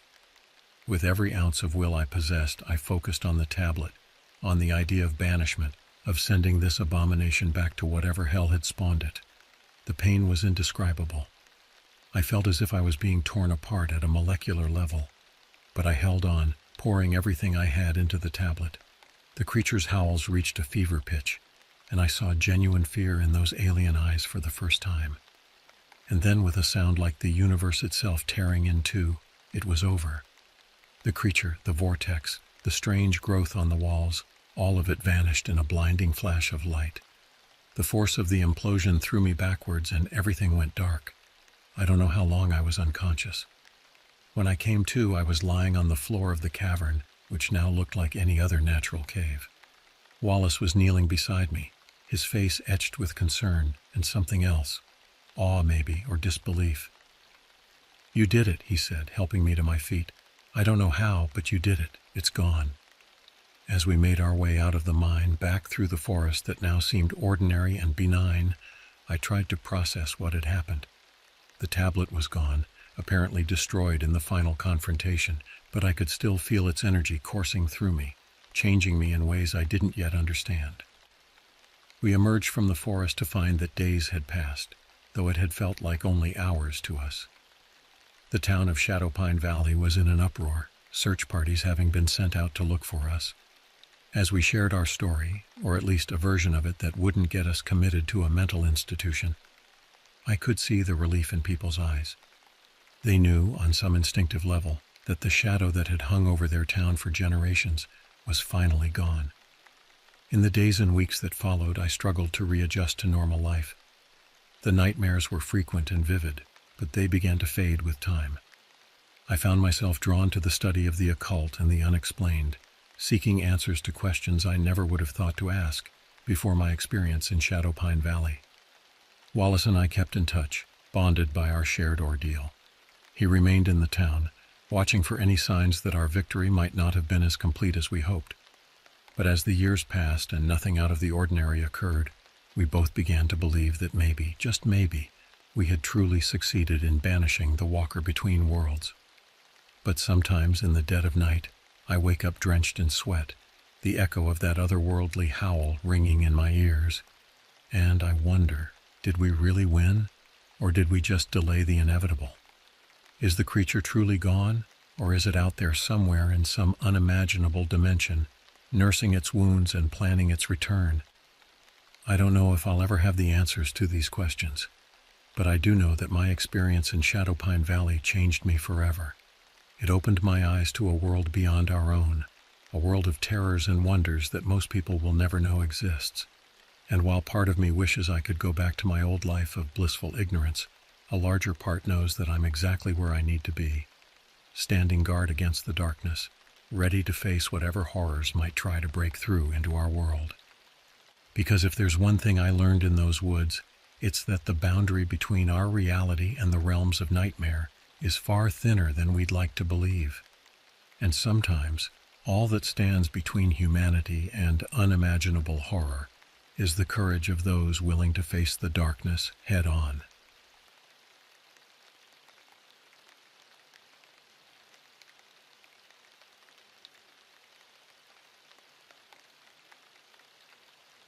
This happened in 1987.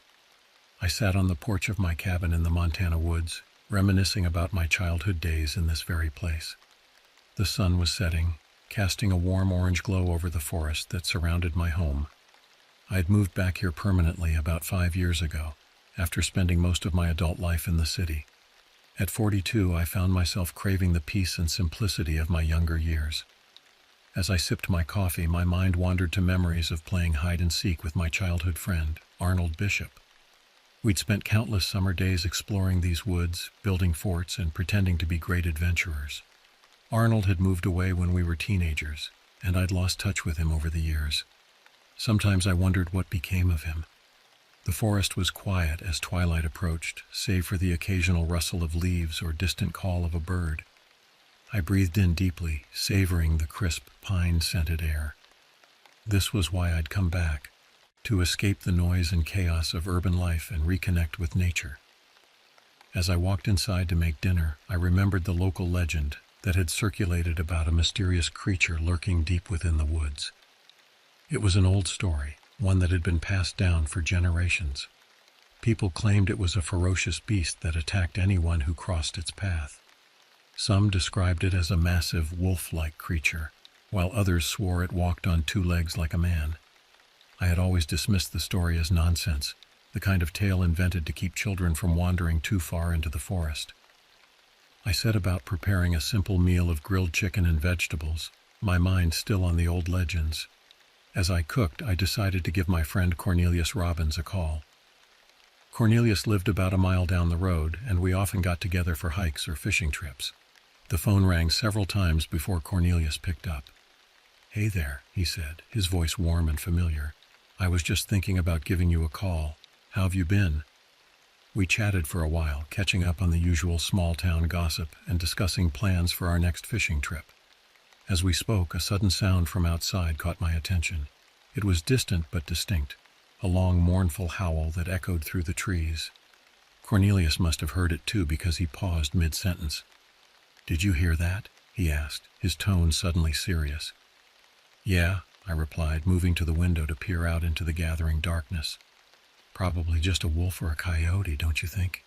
Cornelius was quiet for a moment before responding.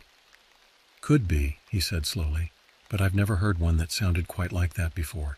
It almost sounded, I don't know, almost human." I laughed, trying to shake off the sudden chill that had run down my spine. "Come on, Cornelius. Don't tell me you're starting to believe those old stories about the forest creature." Cornelius chuckled, but it sounded forced. "Of course not," he said. "You're right, it's probably just some animal. Anyway, I should get going. Talk to you later." After we hung up, I couldn't shake the uneasy feeling that had settled over me. I finished my dinner quickly, my appetite diminished. As I was cleaning up, I heard what sounded like footsteps outside. They were too heavy to be a deer or any other local wildlife I was familiar with. My heart rate quickened as I grabbed my flashlight and my shotgun. I'd never had to use the gun for anything other than hunting, but something about those footsteps made me want the reassurance of a weapon in my hands. I stepped out onto the porch, sweeping the beam of my flashlight across the yard. The trees cast long, dark shadows, and for a moment I thought I saw something move at the edge of the forest. I trained my light on the spot, but there was nothing there. "Hello?" I called out, trying to keep my voice steady. "Is someone there?" The only response was the rustle of leaves and the gentle evening breeze. I stood there for several long minutes, listening intently, but heard nothing more. Finally, convinced that my imagination was getting the better of me, I went back inside, making sure to lock the door behind me. That night my sleep was restless, filled with unsettling dreams of dark forests and distant, inhuman cries. When I woke the next morning, I felt unrested and on edge. The bright sunlight streaming through my windows did little to dispel the lingering unease from the night before. As I made my morning coffee, I noticed something odd. The woods were eerily quiet. There was no chirping of birds, no rustling of small animals in the underbrush. It was as if the entire forest was holding its breath. Concerned for Cornelius after our strange conversation the night before, I decided to drive over to his place to check on him. As I approached his house, something felt amiss. His truck was in the driveway, but there were no lights on inside the house despite the early hour. Cornelius was usually an early riser. I knocked on the door, calling out his name. When there was no response, I tried the handle.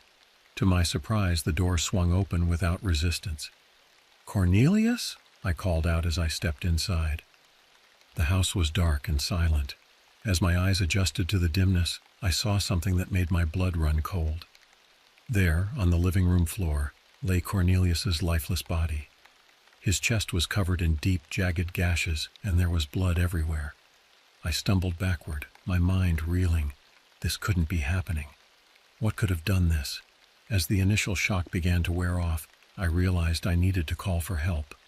With shaking hands, I pulled out my cell phone and dialed 911. While I waited for the authorities to arrive, I couldn't stop staring at Cornelius's body. Those wounds, they didn't look like they were made by any animal I was familiar with. They were too large, too savage. A terrible thought began to form in my mind, one that I didn't want to acknowledge. Could the old legends be true? Was there really some kind of monstrous creature lurking in these woods? I shook my head, trying to dismiss the thought. There had to be a rational explanation for this. Maybe it was a bear attack, or perhaps some kind of deranged person was responsible.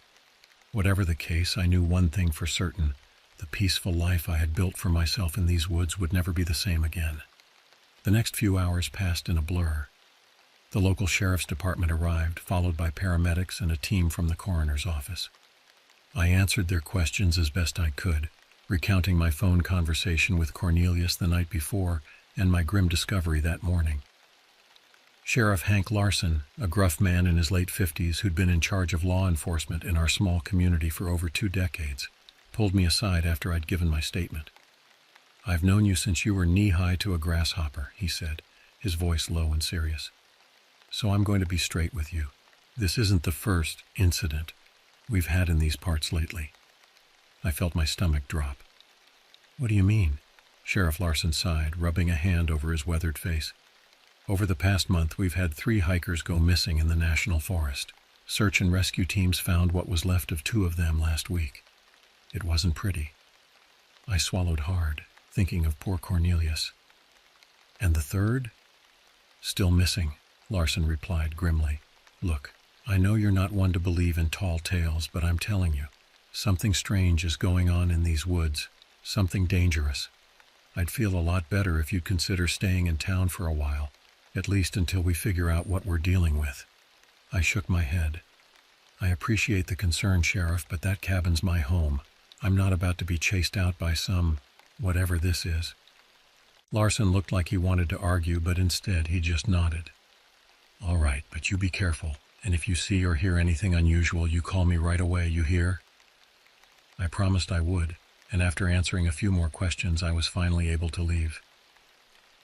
The drive back to my cabin felt longer than usual, every shadow among the trees suddenly seeming menacing.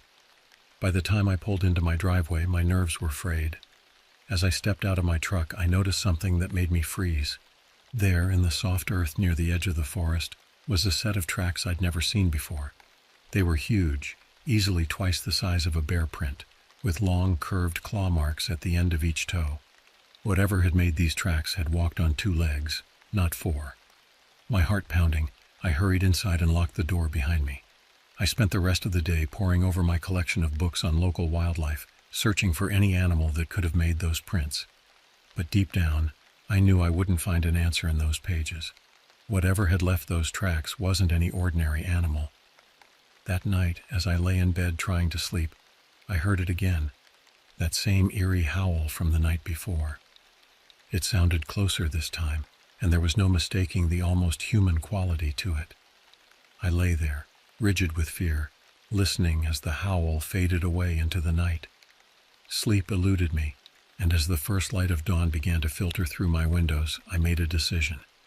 I couldn't just sit here and wait for whatever was out there to strike again. I needed to do something to find out what was really going on in these woods. With shaking hands, I reached for my phone and dialed a number I hadn't called in years. It rang several times before a sleepy voice answered. "Hello?" "Leah," I said, my voice cracking slightly. "It's me. I need your help." Leah Montgomery had been my friend since high school, and she now served on the local search and rescue team. If anyone could help me make sense of what was happening, it was her. There was a pause on the other end of the line. "What's wrong?" Leah asked, sounding more alert now. "Are you okay?" I took a deep breath and began to explain everything that had happened over the past 2 days. As I spoke, I could hear Leah moving around, probably getting dressed. "I'll be there in an hour," she said when I'd finished, "and I'm bringing some of my team. Whatever's out there, we're going to find it." As I hung up the phone, I felt a mixture of relief and dread. Relief that I wouldn't have to face this alone, but dread at the thought of what we might find in the depths of the forest. Little did I know that the horrors we were about to uncover would far exceed anything I could have imagined. True to her word, Leah arrived an hour later, accompanied by 3 other members of her search and rescue team. I recognized Ned Thorne, a retired park ranger with decades of experience in these woods. The other 2 were younger, Tom Watson, a former military medic, and Samantha Chen, an expert tracker. As they unloaded their gear from Leah's SUV, I filled them in on the details I hadn't been able to share over the phone. Ned examined the strange tracks I'd found near my cabin, his weathered face creased with concern. "I've been in these woods for over 40 years, he said, shaking his head. "Never seen anything like this before. Samantha knelt down to take a closer look at the prints. "Whatever made these is big," she said, "and definitely bipedal, but the shape is all wrong for a bear or any other known predator in this area." We spent the next hour preparing for our expedition. Leah had brought topographical maps of the area, which we studied carefully, marking the locations of the recent disappearances and attacks. Tom checked our first aid supplies, making sure we were prepared for any medical emergencies we might encounter. As we geared up, I couldn't help but notice the serious expressions on everyone's faces. These were experienced outdoors people, used to facing the dangers of the wilderness. But there was something different about this situation, a tension in the air that spoke of the unknown threat we were about to face. "Remember," Leah said as we prepared to head out, "we stick together. No one goes off alone no matter what. We don't know what we're dealing with here, so we need to watch each other's backs." With a final check of our equipment, we set off into the forest. The day was overcast, a heavy gray sky hanging low over the treetops. The air was thick and humid, and an unnatural stillness seemed to permeate the woods. As we walked, I couldn't shake the feeling that we were being watched. We followed the strange tracks I'd found, which led us deeper into the forest than I'd ever ventured before. The terrain became increasingly rugged, with steep ravines and dense underbrush that made progress slow and difficult. As we pushed on, Ned pointed out signs of disturbance in the forest, broken branches, scuff marks on trees, and more of those unsettling tracks. "Whatever this thing is," he muttered, "it's big, and it's not afraid to make its presence known." We had been hiking for about 3 hours when Samantha suddenly held up a hand, signaling us to stop. She crouched down, examining something on the forest floor. When she looked up, her face was pale. "Blood," she said quietly, "and it's fresh." Tom moved forward to take a look, his medical training kicking in. "Human," he confirmed grimly, "and there's a lot of it." A chill ran down my spine as I remembered Sheriff Larson's words about the missing hikers. Were we too late to save them? Leah took charge, her voice steady despite the tension evident in her posture. "We follow the trail," she said, "but we proceed with extreme caution. Tom, you're on point. Ned, take the rear. Everyone stay alert." We moved forward slowly, following the grim trail of blood and broken vegetation. The forest seemed to close in around us, the trees looming overhead like silent sentinels. Every snapping twig, every rustle of leaves set my nerves on edge. After what felt like an eternity but was probably only about 20 minutes, we emerged into a small clearing. What we saw there would haunt my nightmares for years to come. 4 bodies lay scattered across the clearing, or what was left of them. They had been torn apart, their limbs twisted at unnatural angles, deep gashes covering what remained of their torsos. The ground was saturated with blood, and the air was thick with the metallic scent of it. Samantha turned away, retching into the bushes. Even Tom, with all his medical experience, looked shaken. Ned muttered a quiet prayer under his breath. Leah was the first to regain her composure. "We need to document this," she said, her voice barely above a whisper. "Then we need to call this in. Whatever did this, it's not human, and it's not like any animal I've ever seen." As we moved carefully through the clearing, trying to gather what evidence we could without disturbing the scene too much, a sound echoed through the trees. It was that same howl I'd heard before, but closer now, and filled with a hunger that made my blood run cold. We all froze, our eyes darting around the edges of the clearing. For a moment I thought I saw movement among the trees, a flash of something large and dark, moving with unnatural speed. "We need to get out of here," Ned said, his usual calm demeanor cracking. "Now!" No one argued. We quickly gathered our gear and began to retrace our steps, moving as fast as we dared through the dense underbrush. The howl came again, closer this time, followed by the sound of something large crashing through the forest behind us. My heart was pounding so hard I could hear it in my ears. Every instinct screamed at me to run, but I knew that panicking now could be fatal. We had to stay together, to watch out for each other. As we hurried through the darkening forest, I couldn't shake the feeling that we were being herded, driven in a specific direction by whatever was stalking us.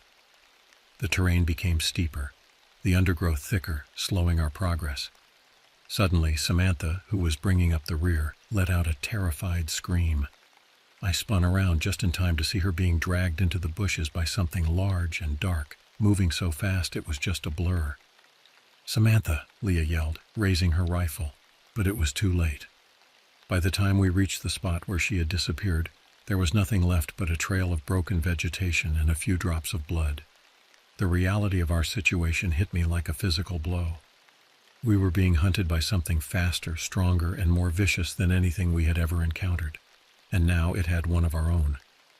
"We can't leave her," Tom said, his voice shaking. "We have to go after her." Ned shook his head grimly. "If we go charging in there blindly, we'll all end up like those poor souls back in the clearing.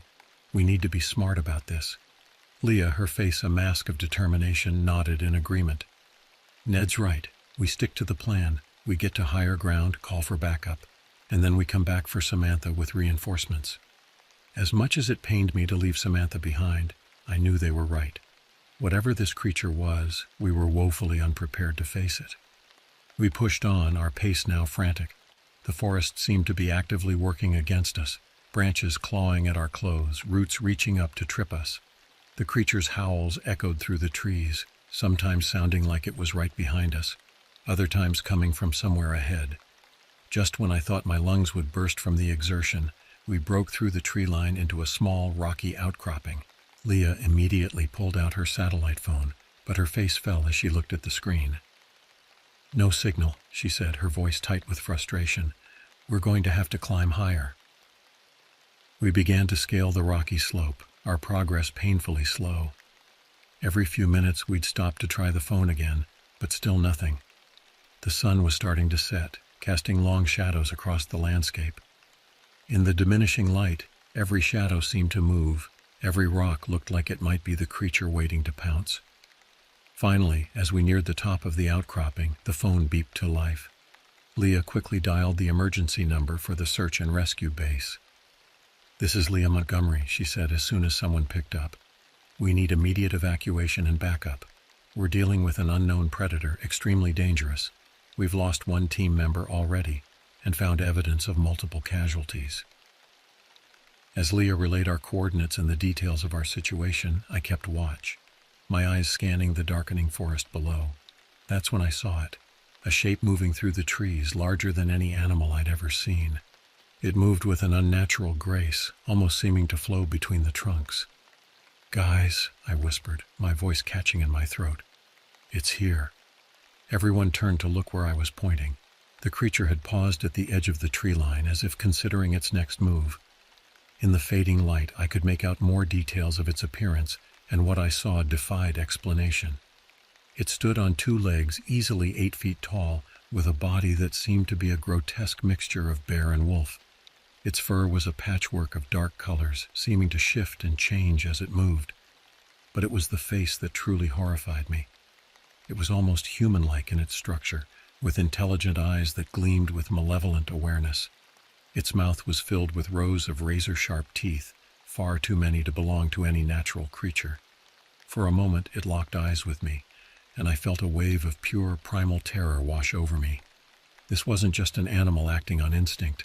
There was a cruel intelligence behind those eyes, a hunger that went beyond mere predatory need. "We need to move," Ned said, his voice barely above a whisper. "Now." We began to edge along the ridge, trying to put as much distance between us and the creature as possible without making any sudden movements. But it was no use. With a speed that defied its size, the creature bounded up the slope towards us. "Run!" Leah screamed, and we scattered. I found myself scrambling down the other side of the outcropping, loose rocks sliding under my feet. Behind me, I could hear the creature's heavy breathing and the sound of its claws scraping against rock. In my panic, I lost my footing and tumbled down the slope, my body bouncing painfully off rocks and bushes. I came to a stop at the bottom, dazed and bruised. As I struggled to my feet, I realized with horror that I'd become separated from the others. The forest around me was now almost completely dark, the trees looming like silent giants. I could hear distant shouts and what sounded like gunfire, but I had no idea which direction it was coming from. Suddenly a twig snapped behind me. I whirled around, my heart pounding so hard I thought it might burst from my chest. There, not 10 feet away, stood the creature. Its eyes seemed to glow in the darkness, fixed on me with predatory intensity. I knew in that moment that I was going to die. There was no way I could outrun this thing, no way I could fight it off. As it tensed to spring, I closed my eyes, bracing for the end. But the attack never came. Instead, I heard a familiar voice shouting my name, followed by a burst of gunfire. My eyes snapped open to see Leah standing there, her rifle raised, emptying round after round into the creature. The bullet seemed to have little effect, merely enraging the beast. It let out a roar that shook the very air around us and charged towards Leah. Without thinking, I grabbed a large branch from the ground and swung it with all my might at the creature's legs. By some miracle, I connected, throwing the beast off balance just long enough for Leah to reload and fire again. This time, her aim was true, and the creature staggered back, dark blood oozing from a wound in its chest. For a moment it stood there, swaying slightly, its eyes filled with what looked almost like surprise. Then, with a low growl, it turned and loped off into the darkness of the forest. Leah rushed to my side, her face pale in the moonlight that now filtered through the trees. "Are you okay?" she asked, her voice shaking. I nodded, too overwhelmed to speak. In the distance, I could hear the sound of approaching helicopters.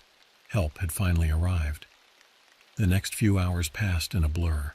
We were evacuated from the forest, checked over by medical personnel, and questioned extensively by law enforcement and wildlife officials. Ned and Tom had made it out safely as well, though they were as shaken as Leah and I. Of Samantha, there was no sign. Search parties combed the area for days, but found nothing beyond some blood-stained scraps of clothing.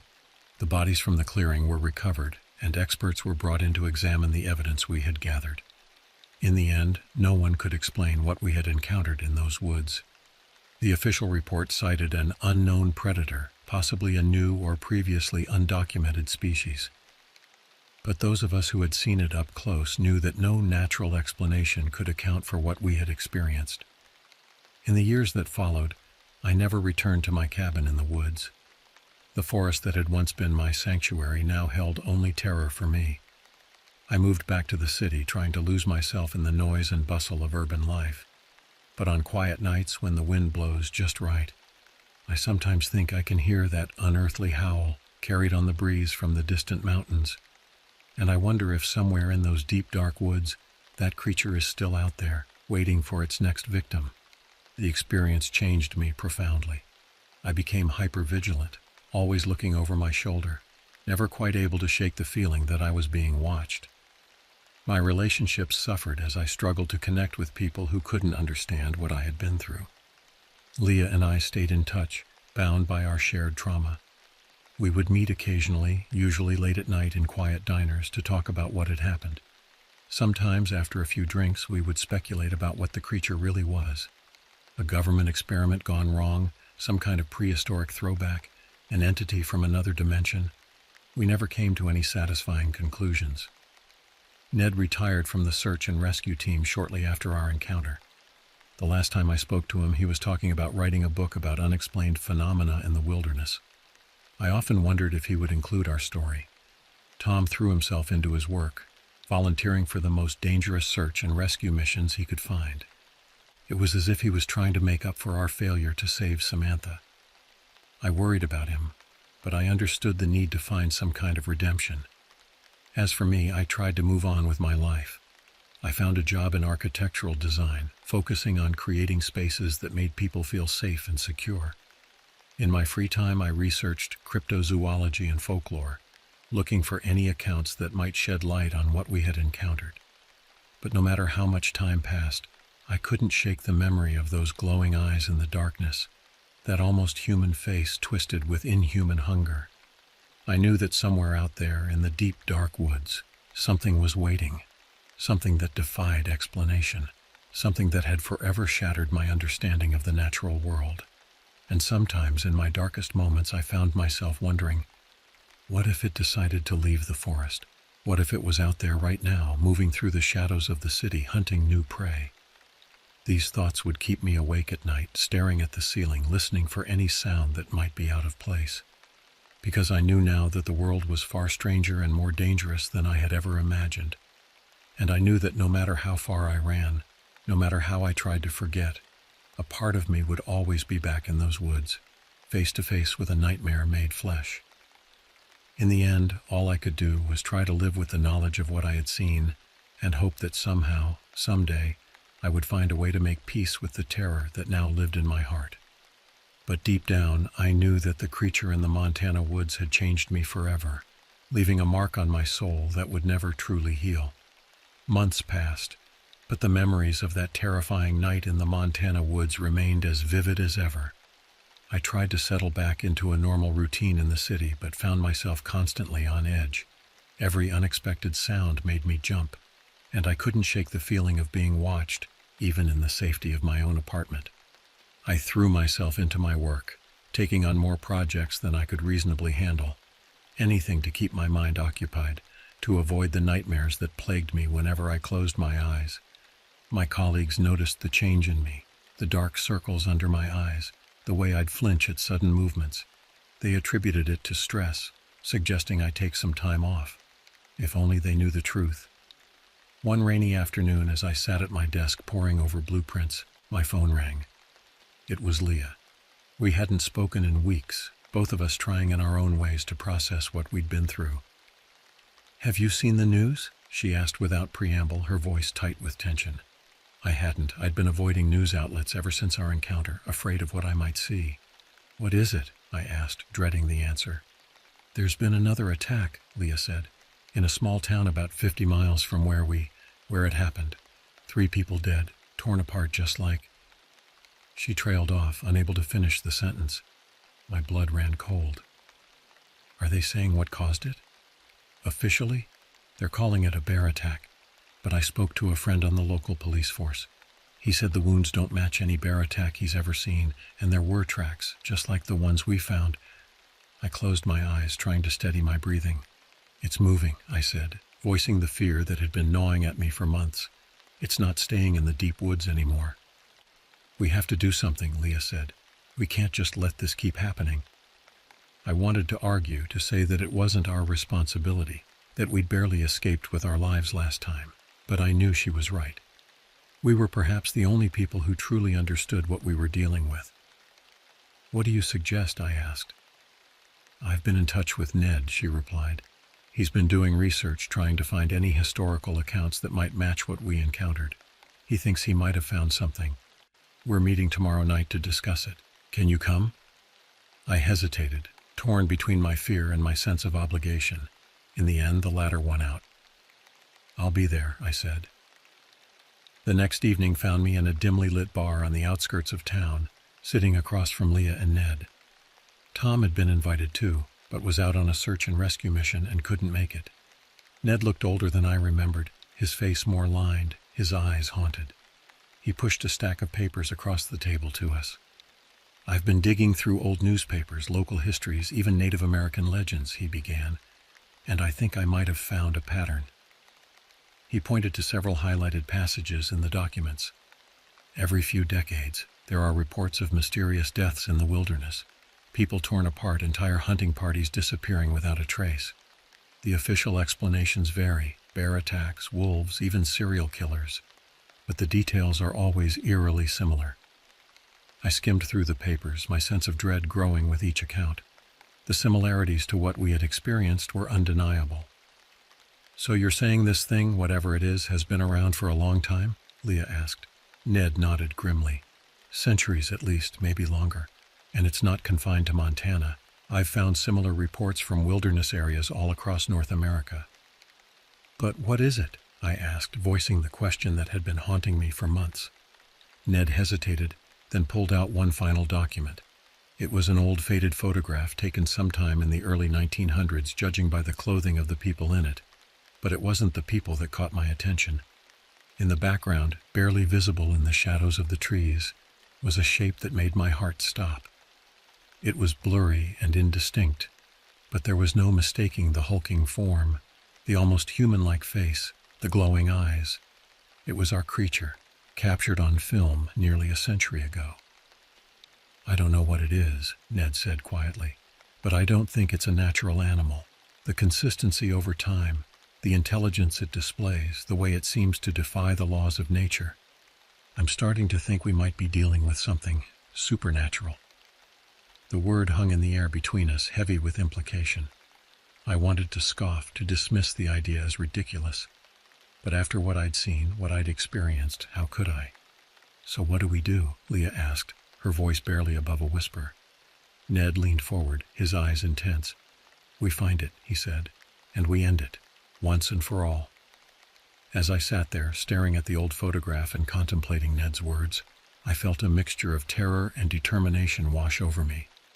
The creature that had haunted my nightmares for months was real, had been real for far longer than I could have imagined. And now, it was up to us to stop it.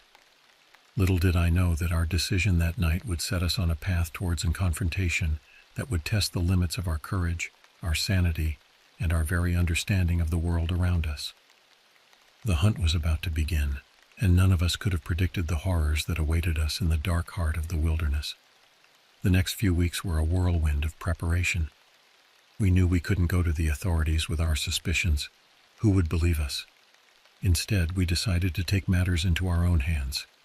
Ned used his connections in the search and rescue community to gather advanced tracking equipment and topographical maps of the area where the recent attacks had occurred. Leah, with her military background, focused on weapons and tactical planning. I found myself diving deep into research, poring over every scrap of information Ned had collected, looking for any clue that might give us an advantage. Tom, when we finally managed to reach him, was initially skeptical of our plan. "You want to go after that thing?" he asked incredulously over the phone. "Are you all insane?" But as we explained what we'd learned, the long history of attacks, the creature's expanding territory, I could hear the resolve forming in his voice. By the end of the call, he was fully on board, promising to join us as soon as his current mission was over. As our departure date approached, I found myself growing increasingly anxious. The nightmares that had plagued me since our first encounter intensified. Every night I found myself back in those dark woods, pursued by a shadow with glowing eyes and too many teeth. I'd wake up in a cold sweat, my heart pounding, the creature's howl still echoing in my ears. The night before we were set to leave, I sat alone in my apartment, double-checking my pack. As I went through the supplies, first aid kit, water purification tablets, high-energy ration bars, the reality of what we were about to do hit me full force. We were voluntarily going back into those woods, seeking out a creature that had nearly killed us all once before. My hands shook as I zipped up the backpack. Was I really ready for this? Could any of us truly be prepared for what we might find? A knock at the door startled me from my thoughts. I opened it to find Leah standing there, a bottle of whiskey in her hand. "Thought you might need this," she said with a wry smile. "I know I do." We sat on my small balcony, passing the bottle back and forth as the city lights twinkled below us. For a long while, neither of us spoke, each lost in our own thoughts. "Are we crazy for doing this?" I finally asked, voicing the doubt that had been gnawing at me. Leah was quiet for a moment, taking another swig from the bottle. "Maybe," she admitted, "but if we don't do something, more people are going to die. We can't just sit back and let that happen, not when we know what's out there." I nodded, knowing she was right. The weight of responsibility sat heavy on my shoulders, but I knew I couldn't walk away, not now. "Whatever happens out there," Leah said, her eyes meeting mine, "we face it together, all of us." I raised the bottle in a toast. "Together," I agreed. The next morning dawned gray and misty as we loaded our gear into Ned's old Jeep. Tom had arrived late the previous night, looking tired but determined. As we set off, leaving the safety of the city behind, I couldn't shake the feeling that we were driving towards our doom. The journey to our starting point was long and mostly silent, each of us lost in our own thoughts. We had decided to begin our search near the site of the most recent attack, hoping to pick up the creature's trail from there. As we drove deeper into the wilderness, the forest seemed to press in around us, the trees looming ever larger, blocking out more and more of the sky. By the time we reached the small clearing where we planned to make our base camp, it felt like we had entered another world entirely. We set up camp efficiently, falling back on our training and experience. As night began to fall, we gathered around the small fire Tom had built, going over our plan one last time. "We move in pairs," Leah said, her tone brooking no argument. "No one goes off alone no matter what. We stay in radio contact at all times, If anyone sees or hears anything suspicious, we regroup immediately. We all nodded our agreement. The gravity of our situation was palpable, hanging in the air like a physical presence. As we settled into our tents for the night, I found myself straining to hear any sound that might be out of place. The normal nighttime noises of the forest, the hoot of an owl, the rustle of small animals in the underbrush, suddenly seemed ominous. Sleep, when it finally came, was fitful and filled with unsettling dreams. I woke several times, my heart racing, sure that I had heard that bone-chilling howl. But each time there was nothing but the quiet sounds of my sleeping companions and the gentle whisper of wind through the trees. As the first light of dawn began to filter through the canvas of my tent, I heard movement outside. Grabbing my flashlight, I unzipped the tent flap to find Ned already up, staring intently at something on the ground just beyond our campsite. "What is it?" I asked, my voice barely above a whisper. Ned didn't answer immediately. Instead, he beckoned me closer, pointing at a spot in the soft earth. My breath caught in my throat as I recognized what I was seeing. A massive, clawed footprint, unmistakably similar to the tracks we had seen on our previous encounter. "It was here," Ned said, his voice tight with tension, "watching us all night." As the implications of his words sank in, I felt a chill run down my spine. Our hunt had begun, but I couldn't shake the feeling that we weren't the hunters here. We were the prey, and we had just walked willingly into the creature's domain. The others emerged from their tents, drawn by our hushed conversation. As they gathered around the footprint, I saw the same mix of fear and determination on their faces that I knew must be mirrored on my own. We ate a quick, silent breakfast, the weight of our task hanging heavy over us. As we geared up to begin our search, I found myself checking and rechecking my equipment, as if the proper alignment of items in my backpack could somehow protect me from the horrors that awaited us in the depths of the forest. With a final look at our campsite, we set off into the woods, following the trail of massive footprints. The forest seemed to close in around us, the trees pressing closer, their branches reaching out like grasping fingers. Every shadow held the potential for danger, every sound a possible threat. As we pushed deeper into the wilderness, I couldn't shake the feeling that we were being led into a trap. But we pressed on, driven by the knowledge that if we didn't stop this creature, no one would. Little did we know that the true horrors of our journey were yet to come, and that before this hunt was over, we would be forced to confront not just the monster that stalked these woods, but the darkness that lurked within ourselves. As we pressed deeper into the forest, the terrain became increasingly treacherous. The underbrush grew thicker, slowing our progress to a crawl. Massive fallen trees blocked our path, forcing us to climb over or find ways around.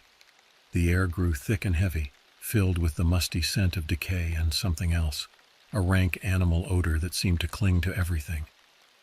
We had been following the creature's trail for hours, the massive footprints leading us on a winding path through the wilderness. Tom, at the front of our group, suddenly held up a hand, signaling us to stop. "Look at this," he said, pointing to a nearby tree. As we gathered around, I felt my stomach lurch.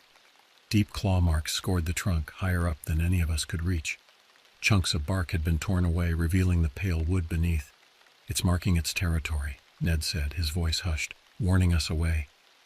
Despite the ominous sign, we pushed on. The forest grew darker as we went, the canopy above so thick that little sunlight penetrated. We had to use our flashlights, even though it was the middle of the day. As we walked, Leah fell into step beside me. "Are you holding up okay?" she asked, concern evident in her voice. I nodded, not trusting myself to speak. The truth was, I was terrified. Every snapping twig, every rustle in the undergrowth sent my heart racing.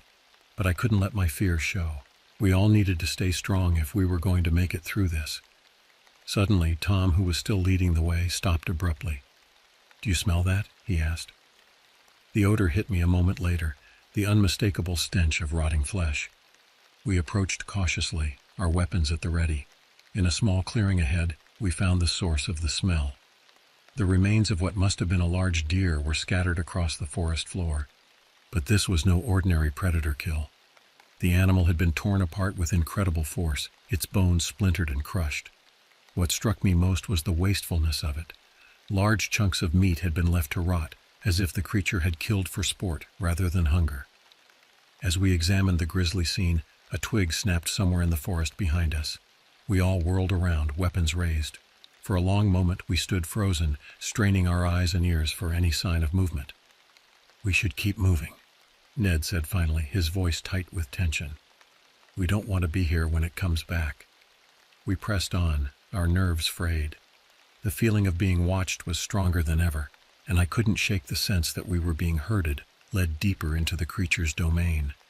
As the day wore on, the forest began to change. The trees grew larger, older, their gnarled trunks twisted into grotesque shapes. Strange fungi clung to the bark, glowing faintly in the gloom. The ground beneath our feet became soggy, each step releasing a burst of foul-smelling gas from the decaying vegetation. "I don't like this," Tom muttered. "Something's not right here." He was right. There was an unnatural feel to this part of the forest, as if we had crossed some invisible boundary into a place where the normal rules of nature no longer applied. Just as the last of the daylight was fading, we stumbled upon something that made us all stop in our tracks. In a small clearing stood a crude structure, made of branches and animal bones lashed together with what looked disturbingly like human hair. Hanging from the structure were various objects, shredded pieces of clothing, broken camping gear, and things I couldn't identify. "What the hell is this?" Leah whispered, her voice shaking. Ned approached the structure cautiously, examining it closely. "It's a shrine of some kind," he said, "or a trophy collection. Look, some of these items match the descriptions of gear carried by hikers who went missing in these woods." The implications of his words hit us all hard. This wasn't just some animal we were dealing with. This thing was intelligent, capable of complex behavior, and it was collecting trophies from its victims. As we stood there, trying to process what we were seeing, a sound echoed through the forest, a long, mournful howl that seemed to come from everywhere and nowhere at once. It was closer than ever before, and filled with a hunger that made my blood run cold. "It's coming," Tom said, his voice barely above a whisper. "We need to get out of here, now." But as we turned to leave, we realized with growing horror that we were surrounded. Dark shapes moved at the edge of our vision, circling our position. The creature wasn't alone. There were more of them, and they had us trapped. In that moment, as panic threatened to overwhelm me, I realized that our hunt had turned into something else entirely. We were no longer the hunters. We were the hunted. And as night fell over the forest, bringing with it a darkness deeper than any I had ever known, I understood that our real fight for survival was only just beginning. The creatures attacked with a ferocity that defied belief. They came at us from all sides, moving so fast they were little more than blurs in the darkness. We fired our weapons, the muzzle flashes briefly illuminating twisted, snarling faces and massive clawed hands reaching for us. "Fall back," Leah shouted over the cacophony of gunfire and inhuman shrieks. "We need to find a defensible position." We retreated as best we could, firing blindly into the darkness. I felt something brush past me, razor-sharp claws tearing through my jacket and drawing blood. The pain was immediate and intense, but adrenaline kept me moving. By some miracle, we managed to reach a small rocky outcropping. With solid stone at our backs, we had a chance to catch our breath and take stock of our situation. "Is everyone okay?" Ned asked, his voice shaking. We were all battered and bleeding, but alive. Tom quickly went to work, using our limited medical supplies to patch up the worst of our injuries. For the moment, the attacks had ceased. But we could hear the creatures moving in the forest around us, their low growls a constant reminder of the danger we were in. "What the hell are these things?" I asked, my voice barely above a whisper. Ned shook his head. "I don't know. Nothing in my research prepared me for this. They're not just animals. The way they move, the way they coordinate their attacks, it's almost human." "But not quite," Leah added grimly. "No human could do what these things can do." As we huddled there in the darkness, I couldn't help but think about how foolish we had been. We had come into these woods thinking we were prepared, thinking we could hunt this creature. But we were so far out of our depth it was almost laughable. The night wore on, a seemingly endless cycle of tense silence broken by sudden vicious attacks. We fended them off as best we could, but our ammunition was running low and exhaustion was setting in. During one of the lulls, Tom turned to me, his face pale in the dim light of our single remaining flashlight. "If we don't make it out of here," he said quietly, "I want you to know it's been an honor, all of you. You're the bravest people I've ever known." His words hit me hard. The reality of our situation, that we might very well die here in these God-forsaken woods, suddenly became very real. As dawn finally began to break, casting a gray light over our battered group, we made a desperate decision. We couldn't stay where we were. Our supplies were almost gone, and it was only a matter of time before the creatures overwhelmed us. "We make a run for it," Leah said, her voice hoarse from shouting orders through the night. "Head downhill. If we can reach the river, we might have a chance." It was a long shot, but it was the only plan we had. We gathered what little remained of our supplies and prepared ourselves as best we could. "Whatever happens," Ned said, looking each of us in the eye, "we stick together. No one gets left behind." With a final check of our weapons, we emerged from our shelter. The forest was quiet, but we knew it was a false peace. The creatures were out there, waiting. We had gone perhaps 100 yards when the attack came. They burst from the underbrush, howling and snarling. We ran, our legs burning with exertion, branches whipping at our faces as we crashed through the forest. I could hear them behind us, getting closer with each passing second. My lungs felt like they were on fire, but terror drove me on.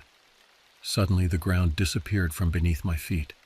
I had a moment of weightlessness before I was tumbling down a steep slope, rocks and branches tearing at me as I fell. I came to a stop at the bottom, dazed and in pain. As I struggled to my feet, I realized with horror that I was alone. Somehow, in the chaos of the attack and the fall, I had become separated from the others. I could hear the creatures moving in the forest around me, their growls seeming to come from every direction. I was lost, injured, and alone, with no idea where my friends were or if they were even still alive. As I stood there trying to decide what to do, a massive shape emerged from the trees in front of me. It was the creature, the original one we had come to hunt. It stood there regarding me with those terrifyingly intelligent eyes. For a long moment we stared at each other. I knew I should run, should fight, should do something. But I was transfixed, caught in the gaze of something that should not exist. Then, to my utter astonishment, it spoke. The sound was like rocks grinding together, barely recognizable as language, but I understood it all the same. "Why have you come here, little hunter?" it asked. "Did you think you could challenge us in our domain?" I couldn't respond. My mind reeled, unable to process what was happening. The creature took a step closer, its massive form looming over me. "Your kind has forgotten the old ways," it growled, "forgotten the respect owed to the true masters of the wilderness. But we remember, and we will teach you to fear the dark places of the world once again." As it reached for me with those massive clawed hands, I finally found my voice. I screamed, a sound of pure terror that echoed through the forest. And then, just as I thought it was all over, I heard a familiar voice shouting my name. Gunshots rang out, and the creature roared in pain and anger. Leah burst from the underbrush, firing her rifle. "Run!" she yelled. "I found the others! We're getting out of here!" I didn't need to be told twice. I ran, following Leah through the forest. Behind us I could hear the enraged howls of the creatures, but they seemed to be falling behind. We emerged from the tree line onto the bank of a wide, fast-flowing river. Tom and Ned were there, looking battered but alive. Without a word, we plunged into the icy water, letting the current carry us away from the nightmare behind us. As we floated downstream, clinging to fallen logs for support, I couldn't shake the memory of the creature's words. What were these things? How long had they been here, hidden in the dark heart of the wilderness? We were eventually picked up by a search and rescue team, alerted by the sound of our gunfire. As we were loaded into helicopters and flown to safety, I looked back at the forest receding behind us. For a moment I thought I saw a massive shape standing at the tree line, watching us go. In the days and weeks that followed, we tried to tell our story, but no one believed us. The official report cited a bear attack, despite our protests. Our injuries, our trauma, were explained away as the result of spending days lost in the wilderness. But we knew the truth. We had seen things that defied explanation, encountered creatures that should not exist. And we knew that they were still out there, waiting in the dark places of the world. As I sit here now, years later, writing down this account, I can't help but wonder, how many other secrets are hidden in the wilderness? How many other ancient, terrifying things are lurking just beyond the edge of civilization, waiting for unwary humans to stumble into their domain? I don't go into the woods anymore, I can't. The memories are too vivid, the fear too real. But sometimes, on quiet nights when the wind blows just right, I think I can hear a distant howl. And I know that somewhere out there, in the deep, dark heart of the forest, something is watching, waiting, remembering. And I pray that no one else ever has to face the horrors that we encountered in those Montana woods. But I fear that it's only a matter of time before someone else stumbles upon the truth. And when they do, I hope they're better prepared than we were. Because the creatures are out there, and they're hungry.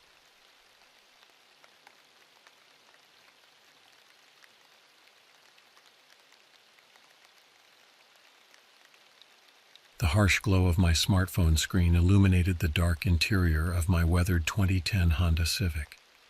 It was 11:43 p.m. on a crisp October night in 2023, and I had just accepted what would be my final ride request of the evening.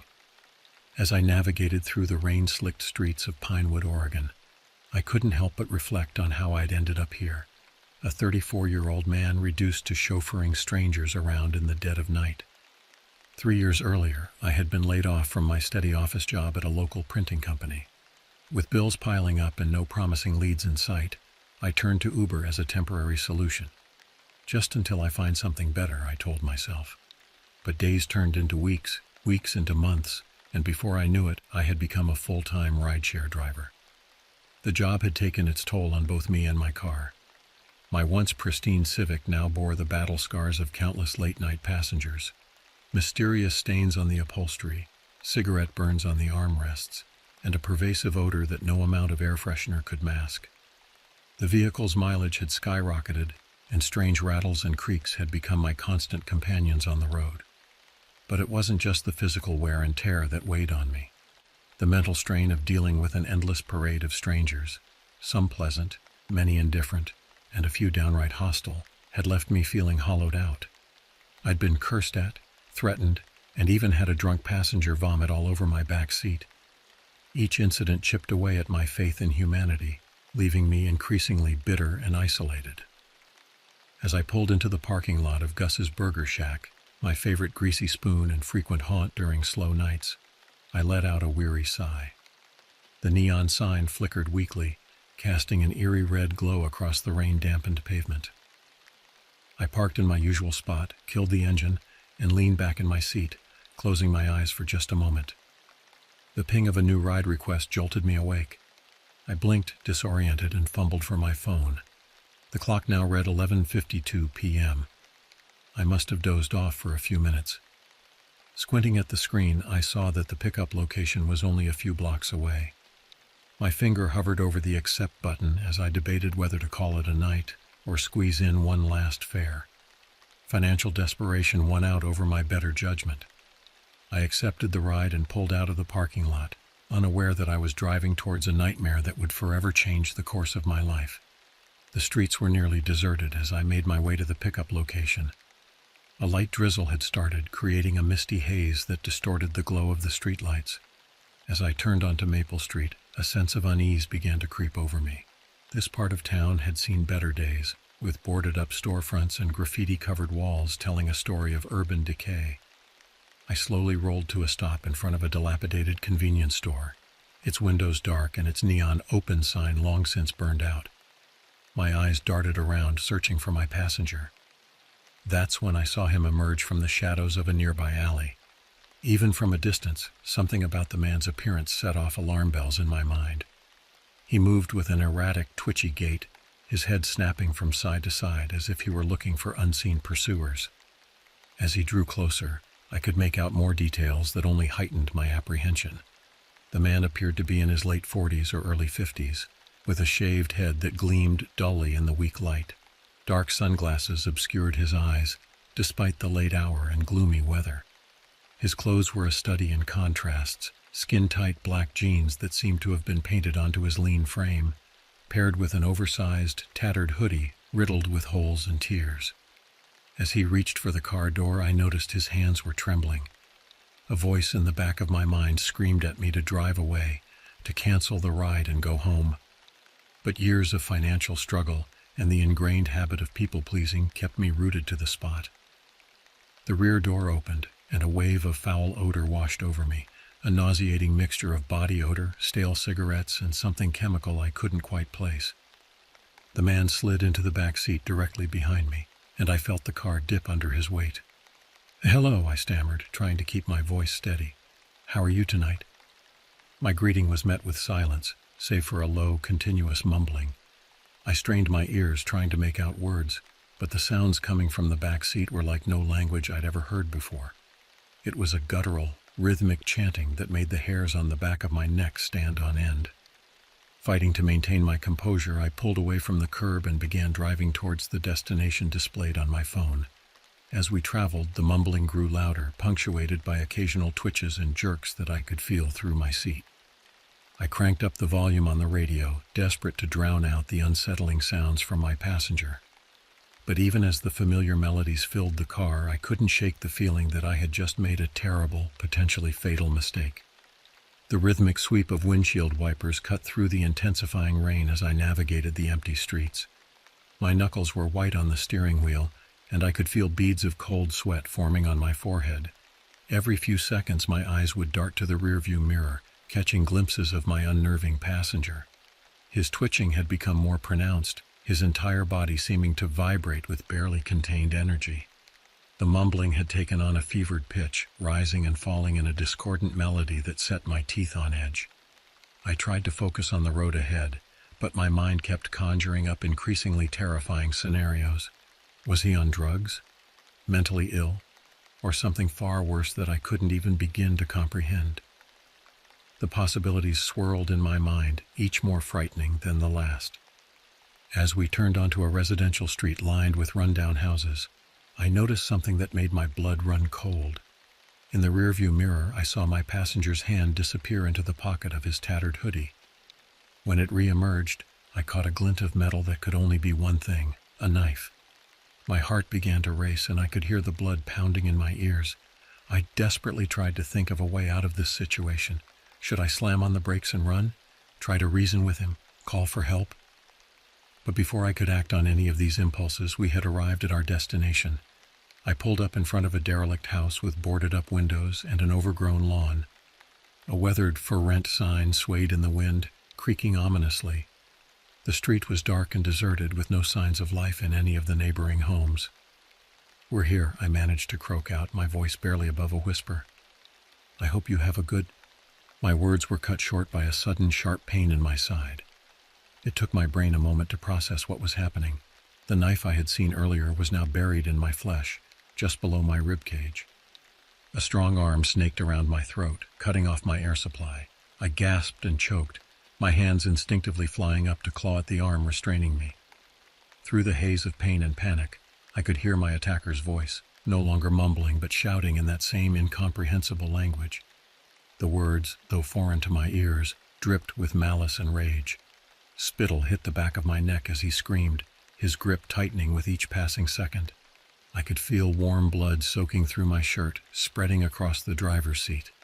In that moment, as the edges of my vision began to darken, I was certain I was going to die. All the missed opportunities, the dreams I'd never pursued, the loved ones I'd neglected, they all flashed before my eyes in a cruel montage of regret. But something deep within me, some primal survival instinct, refused to give up. With the last reserves of my strength, I reached down and grabbed the arm holding the knife, preventing my attacker from withdrawing the blade for another strike.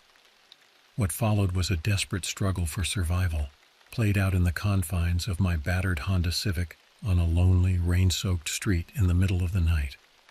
Time seemed to slow to a crawl as I fought for my life in the cramped confines of my car. Every second felt like an eternity, each breath a monumental effort as I battled against the arm crushing my windpipe. The pain in my side was excruciating, a white-hot agony that threatened to overwhelm me. I could feel my attacker trying to wrench the knife free, no doubt intending to plunge it into me again. With every ounce of strength I could muster, I clung to his arm, my fingers digging into his flesh hard enough to draw blood. He howled in rage, a sound more animal than human, and redoubled his efforts to break free. The car rocked violently as we grappled. my blood smearing across the upholstery and dashboard. The coppery scent filled my nostrils, mixing with the attacker's foul body odor to create a nauseating cocktail. I gagged, struggling to breathe through the chokehold and the overwhelming stench. My vision began to tunnel, black spots dancing at the edges of my sight. In desperation, I slammed my head back, feeling a satisfying crunch as my skull connected with my assailant's nose. His grip on my throat loosened for just a moment, allowing me to gulp down a precious breath of air. Taking advantage of his momentary disorientation, I fumbled for the door handle with my free hand. If I could just get out of the car, maybe I'd have a chance. But as my fingers closed around the handle, I felt a sharp yank on my hair, pulling my head back at a painful angle. "No escape," a raspy voice hissed in my ear, the first coherent words I'd heard from him. His breath was hot against my skin, reeking of decay and madness. "You're mine now, forever."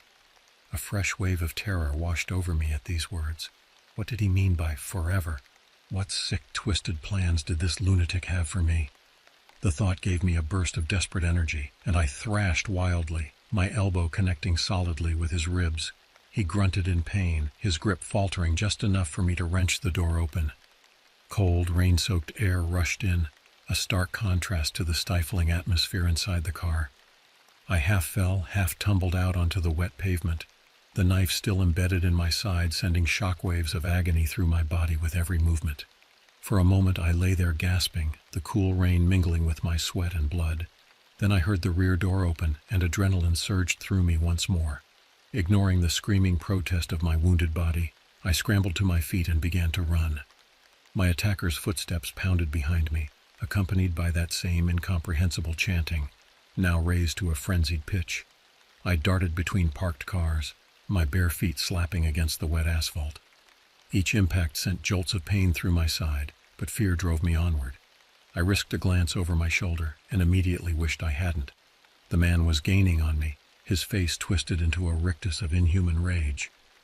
In the dim streetlight, I could see that his sunglasses had been knocked off during our struggle, revealing eyes that glowed with an unnatural phosphorescent light.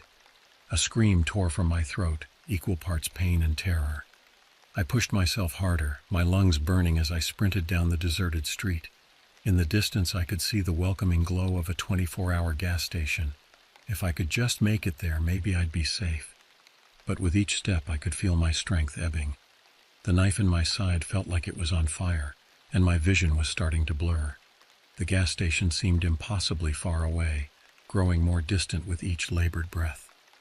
Just as I felt my legs begin to give out, headlights appeared around the corner. A car was approaching, its horn blaring as the driver spotted my stumbling form in the road. I waved my arms frantically, screaming for help. The car screeched to a halt beside me, and I nearly wept with relief as I saw the taxi sign on its roof.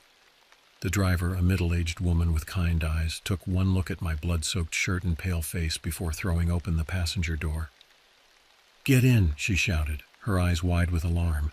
I didn't need to be told twice. I dove into the taxi, slamming the door behind me just as my pursuer's fingers grazed the back of my shirt. The driver floored the accelerator, and we peeled away from the curb with a squeal of tires. As we sped off into the night, I twisted in my seat to look out the rear window.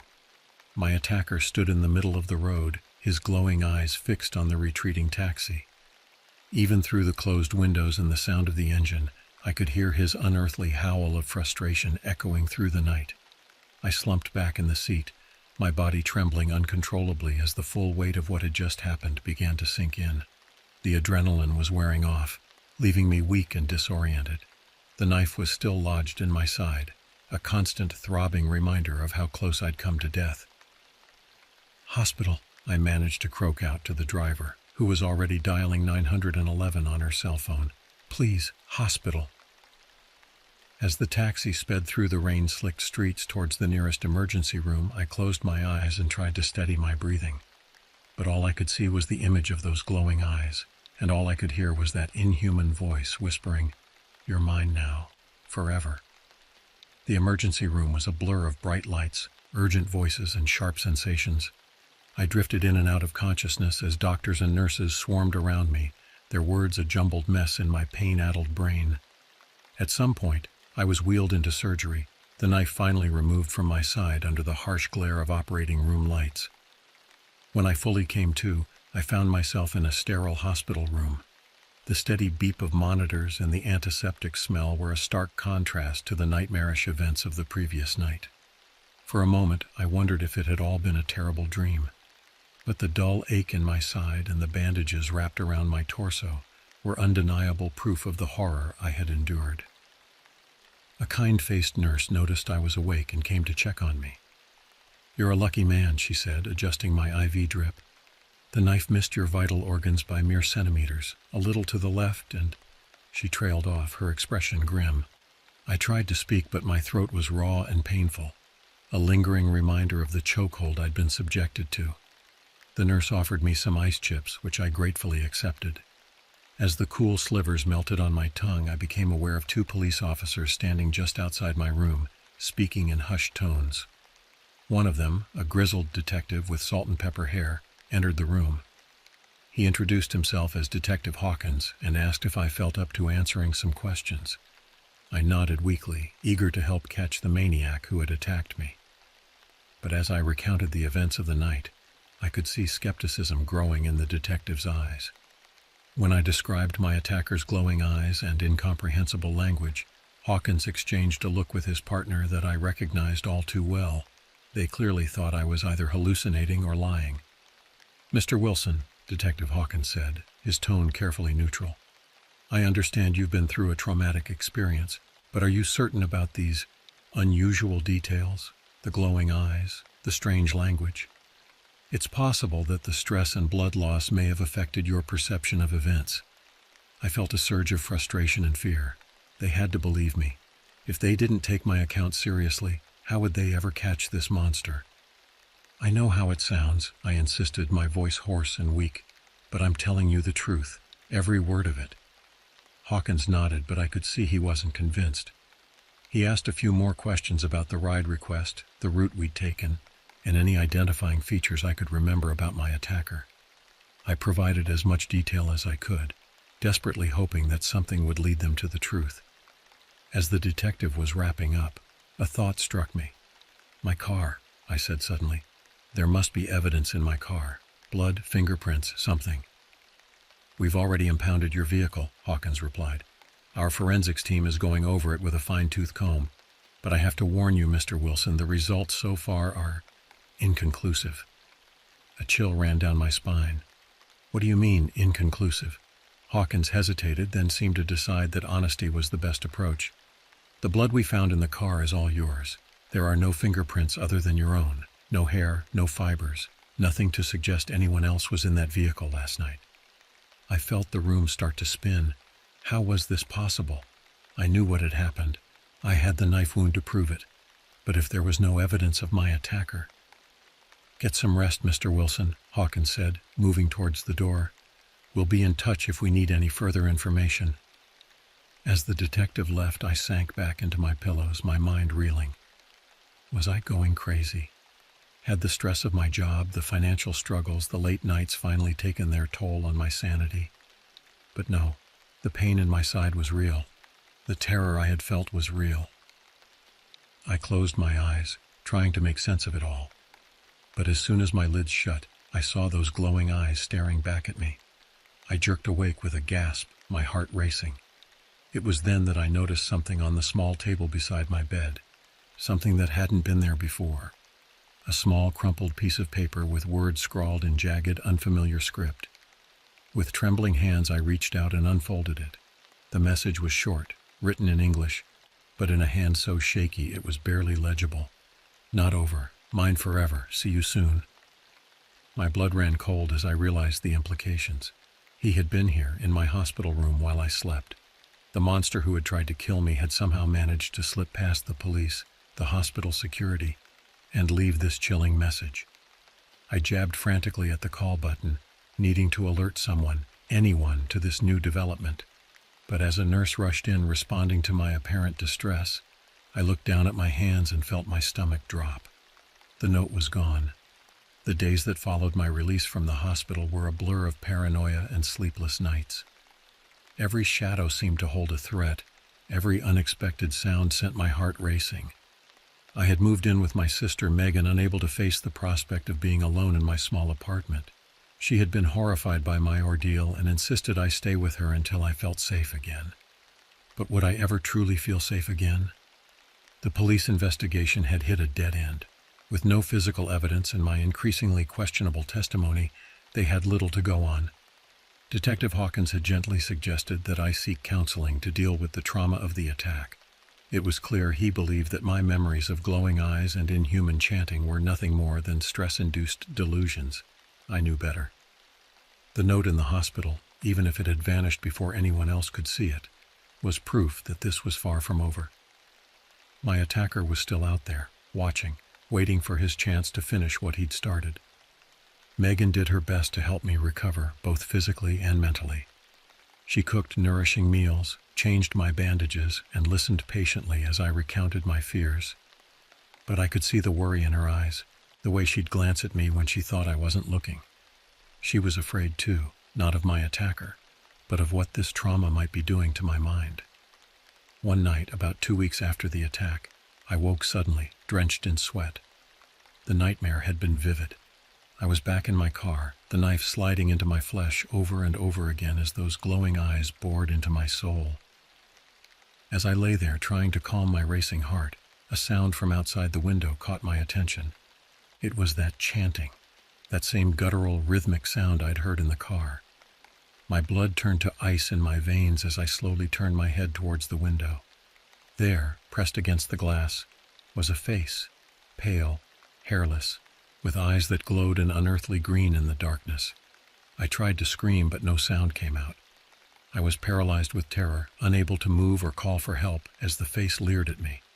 Its mouth opened in a grotesque smile, revealing rows of sharp, yellowed teeth. Mine, it mouthed silently. Forever. Then, as suddenly as it had appeared, the face was gone. I lay there shaking uncontrollably for what felt like hours.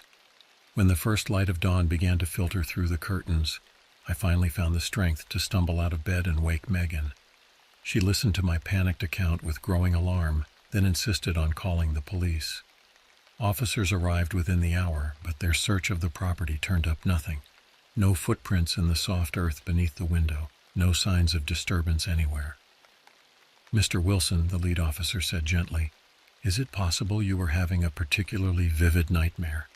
Given what you've been through, it would be perfectly understandable." I wanted to scream at him, to make him understand that this was real, that I was in genuine danger.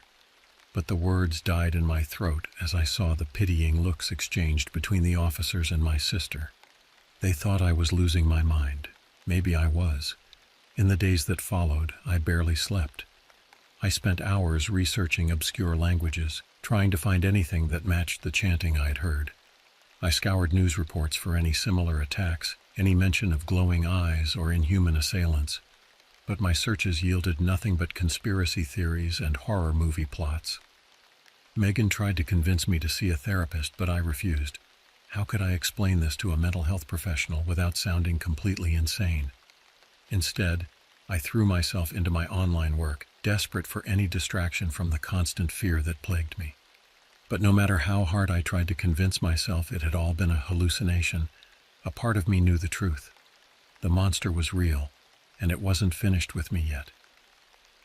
One evening, about a month after the attack, Megan had to leave for a late shift at the hospital where she worked as a nurse. I assured her I'd be fine on my own for a few hours, even managing a weak smile as she hesitated at the door. As soon as she was gone, I double-checked all the locks and settled in front of my laptop, determined to distract myself with work until she returned. But as the hours ticked by, an odd sensation began to creep over me. The air in the apartment felt heavier, charged with an unseen energy that made the hairs on the back of my neck stand up. A soft scratching sound from the hallway outside the apartment door made me freeze. It could have been anything, a neighbor's cat, the building settling. But deep down I knew he had found me. The scratching grew louder, more insistent. I could hear that chanting again, muffled but unmistakable. My eyes darted around the room looking for a weapon, an escape route, anything. But I knew it was futile. Whatever this thing was, it wasn't human. It wouldn't be stopped by locked doors or desperate pleas. As the door began to splinter under an inhuman assault, I closed my eyes and waited for the inevitable. The chanting grew louder, drowning out the sound of my own terrified heartbeat. In those final moments, as the door gave way with a deafening crack, I found myself wishing I'd never accepted that fateful ride request. If only I'd trusted my instincts. If only I'd driven away when I first saw him emerge from that alley. But it was too late for regrets now. The last thing I saw as I opened my eyes was a pair of glowing green orbs floating in the darkness, drawing closer and closer. Then, mercifully, everything went black. I don't know how long I was unconscious. When I came to, I found myself in complete darkness, lying on a cold, damp surface. The air was thick with the smell of decay and something else, something ancient and utterly alien. As my eyes adjusted to the gloom, I became aware of movement around me. Shadowy figures flitted at the edges of my vision, accompanied by that same chanting I'd come to dread. I tried to move, but my limbs felt leaden, unresponsive. Suddenly, a face loomed over me, the face of my attacker. But in the dim light, I could see him clearly for the first time, and what I saw made my blood run cold. His skin was a sickly shade of gray, stretched taut over an elongated skull. Those glowing eyes were set deep in sunken sockets, and his mouth was filled with row upon row of needle-sharp teeth. He spoke, and to my shock, I understood him. "Welcome, Chosen One," he hissed, his voice like gravel scraping against metal. "You have been selected for a great purpose." What are you?" I managed to croak out, my voice barely above a whisper. The creature's mouth twisted into what might have been a smile. "We are the Watchers," he said. "We have existed in the shadows of your world for millennia, guiding humanity's evolution from the darkness." As he spoke, memories began to flood back, not just of the attack, but of things I'd never experienced. I saw flashes of ancient civilizations, of dark rituals performed in hidden places. I saw beings like my captor walking among humans, whispering secrets and sowing chaos. "Your kind calls us by many names," the creature continued. "Demons, aliens, monsters. But we are so much more. We are the shapers of your destiny, the architects of your nightmares." I wanted to scream, to deny the impossible truths being revealed to me. But deep down I knew he was right. Somehow, I had always known. "Why me?" I asked, dreading the answer. The creature's eyes seemed to glow brighter. "You were chosen long ago, marked from birth for this moment. Your bloodline carries a unique genetic marker, one that makes you compatible with our kind." Horror washed over me as I began to understand the implications of his words. "Compatible? What do you mean?" "You will be the bridge," he said, reaching out a long, clawed hand to caress my face. I recoiled from his touch but found myself unable to move away. "Through you, our races will merge. You will be the progenitor of a new species, one that will rule both our worlds." Tears streamed down my face as the full weight of my situation hit me. This wasn't just about me anymore. The fate of humanity itself hung in the balance. "I won't do it," I said, trying to inject strength into my voice. "I'll die before I help you." The creature's laughter was like breaking glass. "Oh, my dear Chosen One," he said, leaning in close. "You don't have a choice." As he spoke, I felt a sharp pain in my side, right where the knife had pierced me weeks ago. The wound, which had been healing well, suddenly felt like it was on fire. I screamed in agony as the creature placed his hand over the injury. "The seed has already been planted," he said, his voice almost gentle now. "Even now it grows within you. Soon you will become one of us, the first of a new breed." I thrashed against my invisible bonds, desperate to escape, to wake up from this nightmare. But with each passing moment I could feel something changing inside me. My vision sharpened, colors becoming more vivid. I could hear the thoughts of the other creatures in the room, a cacophony of alien minds pressing against my consciousness. "No," I whimpered, feeling my humanity slipping away with each passing second. "Please, no." But my pleas fell on deaf ears. As the transformation took hold, I felt my mind expanding, filling with knowledge and memories that spanned eons. I saw the rise and fall of civilizations, the birth and death of stars. I saw the true history of our world, a history in which humanity was little more than cattle, bred and cultivated by these otherworldly beings for their own inscrutable purposes. And through it all, one thought echoed in my mind: growing louder until it drowned out everything else. Mine now, forever. I don't know how long I've been here, in this dark, damp place that exists somewhere between realities. Time has lost all meaning. Days, weeks, months. They blur together in an endless cycle of pain and transformation. My body is no longer my own. I watch with detached horror as my skin takes on a grayish hue, as my fingers elongate into wicked claws. The wound in my side has become a pulsing, organic thing, a gateway through which the alien essence floods my system. But it's the changes to my mind that truly terrify me. Memories that aren't my own crowd, my consciousness. Ancient wars fought in the shadows of human history. Cosmic truths that no mortal mind was meant to comprehend. I can feel my human identity slipping away, replaced by something vast and unknowable. The beings, the Watchers as they call themselves, come and go, performing arcane rituals and speaking in that guttural language that I now understand all too well. They treat me with a mixture of reverence and clinical detachment, as if I'm both a messiah and a lab rat. Sometimes, in moments of lucidity, I think of Megan. I wonder if she's looking for me, if she's realized the truth about what happened that night. I hope she's given up, moved on with her life. The alternative, that she might still be searching, might one day cross paths with these creatures, is too horrible to contemplate. I try to hold on to my humanity, to remember who I was before all this, but it's getting harder with each passing moment.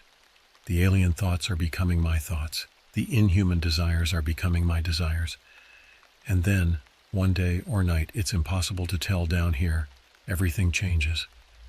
The pain that has been my constant companion suddenly intensifies, becoming an all-consuming agony that tears a scream from my throat. My body contorts, bones cracking and reforming, muscles tearing and re-knitting. I feel as if I'm being turned inside out, every atom of my being unmade and reshaped. The Watchers gather around me, their chanting reaching a fever pitch. Through the haze of pain, I see anticipation in their glowing eyes. This is what they've been waiting for. Just when I think I can't take any more, when I'm certain that death would be a sweet release, everything goes still. The pain vanishes as suddenly as it came, leaving me gasping on the cold stone floor. For a moment, there's silence. Then slowly I open my eyes. The world has changed, or perhaps I have. Colors I've never seen before dance at the edges of my vision. I can hear the thoughts of the creatures around me as clearly as if they were speaking aloud. And when I look down at my hands, I see skin that shimmers with an otherworldly iridescence, fingers tipped with razor-sharp claws. "Welcome, Firstborn," the leader of the Watchers says, extending a hand to help me up. "How do you feel?" I open my mouth to speak, and the voice that emerges is not my own. It's deeper, resonant with power that makes the very air tremble. "I feel complete," I say, and part of me recoils at the truth in those words. But that part is small now, a fading echo of the man I once was. The new me, the hybrid, the bridge between two worlds, rises to its full height and surveys its domain. I can feel the power thrumming through my veins, the knowledge of ages at my fingertips.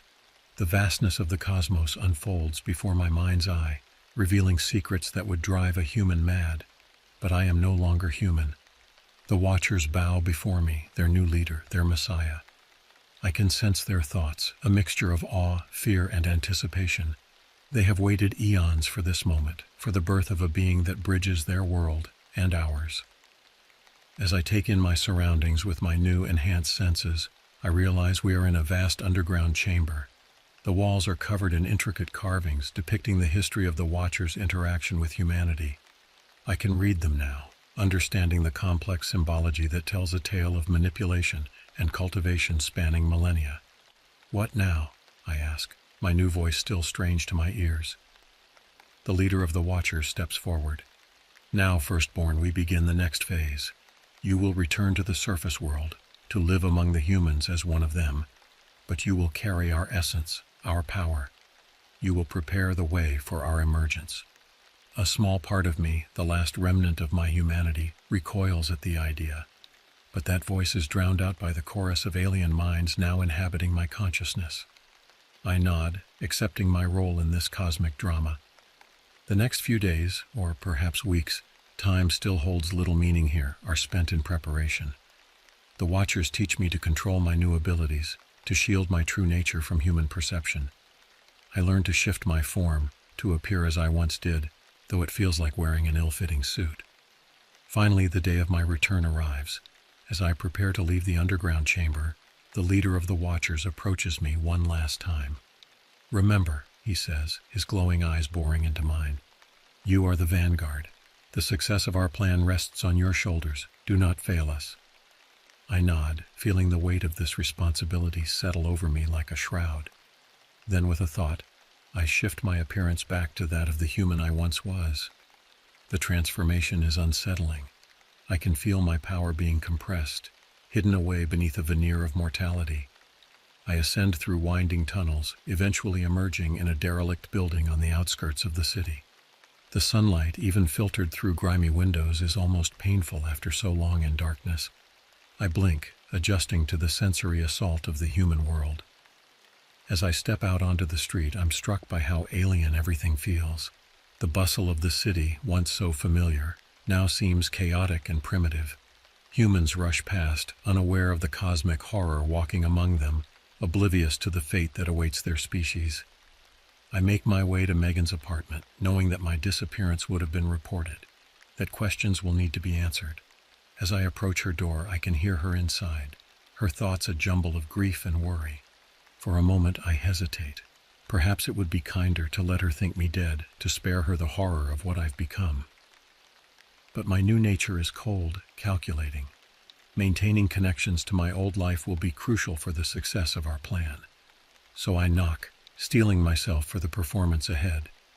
The door flies open and Megan stands there, her eyes wide with disbelief. "Oh my God," she whispers, reaching out a trembling hand to touch my face. "Is it really you?" I force my lips into a smile, ignoring the revulsion I feel at her touch. "It's me, Meg," I say, my voice a perfect imitation of my old self. "I'm home." She collapses into my arms, sobbing with relief. Over her shoulder, I catch a glimpse of my reflection in a mirror. For a split second, I see my true form, gray skin, glowing eyes, inhuman features. Then the illusion snaps back into place, and I'm looking at the face of the man I used to be. As I hold my sister, murmuring comforting lies about where I've been, a part of me marvels at the perfection of our plan. I will live among them undetected. I will work and laugh and love as they do. And all the while I will be preparing for the day when the veils between worlds fall, and the true masters of this planet reclaim their dominion. The coming months and years will be a delicate balancing act. I must maintain my human connections while slowly, subtly influencing events to pave the way for the Watcher's arrival. It will require patience, cunning, and an unwavering commitment to our cause. But as I stand there, cradling my weeping sister, feeling nothing but cold detachment, I know I'm more than equal to the task. After all, I am the firstborn, the bridge between worlds, and this planet with its teeming billions of oblivious humans is now mine, forever. 5 years have passed since that fateful night when a simple Uber ride changed the course of human history. To the outside world, I am a success story, a man who survived a brutal attack and turned his life around.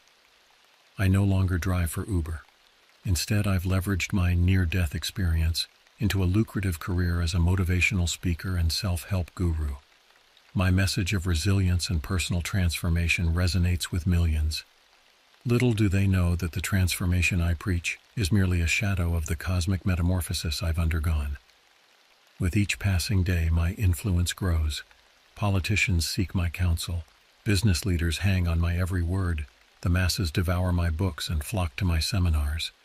And all the while, beneath the surface, the true work continues. The Watchers remain hidden, but their numbers grow. I've identified others with the genetic marker that makes them compatible for transformation. One by one, they are brought into the fold, changed as I was.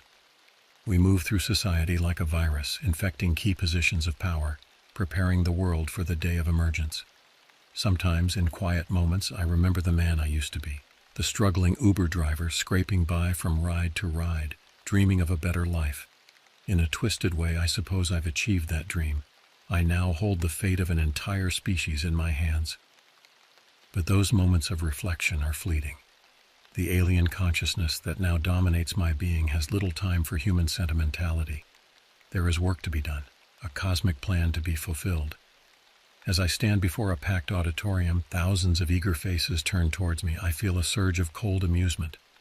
They hang on my every word, desperate for guidance, for meaning in their small, insignificant lives. If only they knew the truth, that their world is built on a lie, that their history is a carefully constructed facade. I begin my speech, the words flowing smoothly, designed to inspire and motivate. But beneath the veneer of human platitudes, a deeper message pulses. With each carefully chosen phrase, each subtle gesture, I am programming them, preparing their minds for the paradigm shift to come. We stand on the brink of a new era, I tell them, my eyes scanning the crowd. Here and there I spot them, others like me, hiding in plain sight. We exchange imperceptible nods, a silent acknowledgement of our shared purpose. The world as we know it is about to change. Are you ready to be part of that change? The crowd roars its approval, blind to the true meaning of my words. As their cheers wash over me, I allow myself a small smile. Yes, the world is about to change, but not in any way these poor doomed humans could possibly imagine. The watchers are patient. They have waited millennia for this moment. But soon, very soon, the waiting will be over. The veil between worlds will fall, and a new age will dawn on Earth. And I, once a simple Uber driver, will stand at the forefront of this cosmic revolution, the architect of humanity's future, the bridge between two worlds, the firstborn. As I bring my speech to a close, earning a standing ovation, a final thought crosses my mind. I wonder what became of the detective who investigated my attack all those years ago. Did he ever suspect the truth? Does he lie awake at night, haunted by the inconsistencies in my story, by the nagging feeling that he missed something crucial? Perhaps one day, when the time is right, I'll pay him a visit. One last ride for old time's sake. After all, I have eternity to play with now, and the night is still young.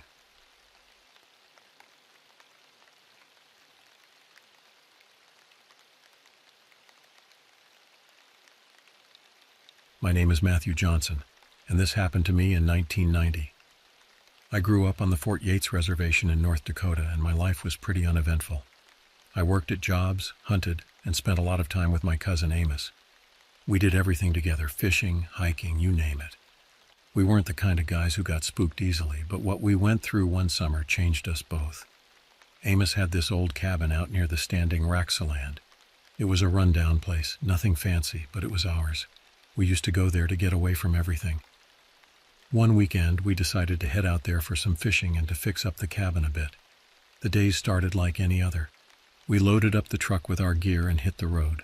The drive was long, but the scenery was beautiful. Rolling hills and the skies, it was the kind of landscape that made you forget your troubles. By the time we arrived, it was late afternoon. The sun was dipping low, casting long shadows across the fields. Amos got out first and stretched, looking around with a satisfied grin. "Nothing like this place, huh, Jonas?" he said, slapping me on the back. I agreed, though I couldn't shake a weird feeling in my gut. I chalked it up to the long drive and the fact that the cabin always looked a little creepy in the twilight. We unloaded the truck and got to work. Amos started chopping wood while I went inside to see what needed fixing. The cabin was musty, with dust motes dancing in the beams of sunlight that filtered through the gaps in the walls. The floor creaked under my boots as I walked around, checking the place out. There were some loose boards and a broken window, nothing we couldn't handle. After a couple of hours, we decided to take a break and go fishing. We grabbed our rods and headed down to the lake. The water was calm, and the fish were biting. We talked about everything and nothing like we always did. It felt good to be out there, away from the world. As the sun set, we headed back to the cabin with our catch. We made a fire and cooked up the fish, sitting on old logs we used as makeshift chairs. The air was cool and the fire crackled, sending sparks up into the darkening sky. "Jonas, you remember those stories Grandpa used to tell us?" Amos asked suddenly, his face illuminated by the firelight. "Yeah, the ones about the Wendigo and Skinwalkers. Scared the hell out of us as kids." Amos chuckled. "Yeah, those. You ever wonder if there's any truth to them?" I shrugged. "I don't know, man. Old stories, right? Maybe, maybe not." He fell silent, staring into the flames. We finished our meal in silence, the only sounds the crackling fire and the distant call of an owl. After cleaning up, we decided to turn in for the night. Amos took the bed while I laid out my sleeping bag on the floor. The cabin was dark and quiet, except for the occasional creak of the wood settling. I must have fallen asleep because the next thing I remember is waking up to a strange sound. It was like a scratching coming from outside. I sat up listening. The noise was faint but persistent. I glanced over at Amos, who was snoring softly, oblivious. "Amos," I whispered, shaking his shoulder. "Wake up." "Ah, what is it?" he mumbled, rubbing his eyes. "Listen," I said. He sat up, frowning. We both listened, the scratching sound continuing, growing louder. It was coming from the side of the cabin near the broken window. "What the hell is that?" Amos whispered. "I don't know, but I'm going to find out," I said, grabbing my flashlight and a hunting knife. Amos followed, grabbing an old baseball bat he kept by the bed. We moved quietly, the floorboards creaking under our weight. The scratching grew louder as we approached the window. I held up the flashlight, the beam cutting through the darkness. What I saw made my blood run cold. There was something outside, something that looked almost human but wasn't. Its skin was pale and stretched tight over a gaunt frame. Its eyes were large and reflective, like an animal's. It had long, claw-like fingers that it was using to scratch at the wall. "Jesus, what is that?" Amos whispered, his grip tightening on the bat. "I don't know, but we need to get out of here," I replied, my heart pounding. We backed away slowly, trying not to make any noise. The creature continued to scratch, seemingly unaware of our presence. We made it to the door, and I slowly turned the knob, wincing at the creak it made. We slipped outside, the cool night air hitting us like a slap. "Where's the truck?" Amos whispered urgently. "Behind the cabin," I replied, leading the way. We moved quickly but quietly, trying to stay in the shadows. The truck was parked a few yards away, and I could see it gleaming faintly in the moonlight. Just as we reached the truck, we heard a loud crash from inside the cabin. The creature had broken through the window and was now inside. We didn't wait to see what it would do next. I fumbled with the keys, my hands shaking. Finally, I got the door open and we both jumped in. I started the engine and we tore out of there, the tires kicking up dirt and gravel. We drove in silence for a while, both of us too shaken to speak. Finally, Amos broke the silence. "What the hell was that thing, Jonas?" "I don't know, man. Some kind of animal, maybe. That wasn't an animal. It was something else, something wrong. I couldn't argue with that. Whatever it wasn't something I wanted to see again." We drove through the night, not stopping until we reached town. We parked in front of a diner and sat there for a moment, trying to process what had just happened. "We need to tell someone," Amos said finally. "Tell them what?" "That we saw some kind of monster? They'll think we're crazy. We have to do something. What if it goes after someone else?" I sighed, knowing he was right. "All right, let's go inside and call the sheriff." We walked into the diner, the bell above the door jingling softly. The place was almost empty, just a couple of truckers at the counter and a tired-looking waitress. We went to the payphone in the back and called the sheriff's office. A deputy answered, and I told him what happened as best as I could. He sounded skeptical, but agreed to send someone out to check the cabin. We waited at the diner, drinking bad coffee and trying to stay awake. It was nearly dawn by the time the sheriff arrived. He was an older man with a weathered face and a no-nonsense attitude. "All right, boys, show me where this happened," he said, not sounding convinced. We led him back to the cabin, our fear returning with each mile. When we arrived, the place looked as deserted as ever. The sheriff walked around, shining his flashlight on the broken window and the scratches on the wall. "Well, something definitely happened here," he admitted grudgingly. "But I don't know what." "Do you believe us?" Amos asked. The sheriff sighed. "I don't know what to believe. I'll file a report, but without more evidence, there's not much we can do." We thanked him and left, feeling defeated. On the drive back, we didn't talk much. There wasn't much to say. We both knew what we saw, but proving it was another matter. A few days later, we heard about a hiker who went missing near the same area. The search parties found his campsite, but no sign of him. Amos and I exchanged a look, knowing we couldn't ignore this. We had to go back. We gathered our gear and headed out, determined to find some answers. This time, we brought more than just a flashlight and a bat. Amos had his rifle and I had a shotgun. We weren't taking any chances. When we arrived, the cabin looked even more ominous in the daylight. We parked the truck and approached cautiously. The door was still open, just as we left it. Inside, everything was a mess. Furniture was overturned, and there were deep gouges in the walls. "Let's check the woods," I suggested, feeling a chill run down my spine. We moved through the trees, our eyes scanning the underbrush. The forest was eerily quiet, the only sound our footsteps on the leaf-strewn ground. We found the hiker's campsite easily enough. His tent was there, along with his backpack and supplies, but there was no sign of him. "Jonas, look at this," Amos called out, pointing to the ground. There were tracks leading away from the campsite, strange, elongated footprints that didn't belong to any animal I knew. We followed the tracks, our nerves on edge. They led us deeper into the woods to a clearing where the trees grew sparse. In the center of the clearing was a cave, its entrance hidden by overgrown bushes. "Do you think it's in there?" Amos asked, his voice barely above a whisper. "Only one way to find out," I replied, gripping my shotgun tightly. We approached the cave cautiously, our flashlights cutting through the darkness. The air inside was cool and damp, and the smell of decay hit us like a wall. We moved slowly, the light revealing bones scattered across the floor. Human bones. "Oh God," Amos whispered, his face pale. We continued deeper, the tunnel narrowing as we went. The scratching sound started again, louder this time, echoing off the walls. We rounded a corner and saw it, the creature hunched over, gnawing on something. It looked up, its eyes reflecting the light, and let out a low, guttural sound. "Shoot it!" I yelled, raising my shotgun. Amos fired first, the shot echoing like thunder in the confined space. The creature shrieked and lunged at us, moving impossibly fast.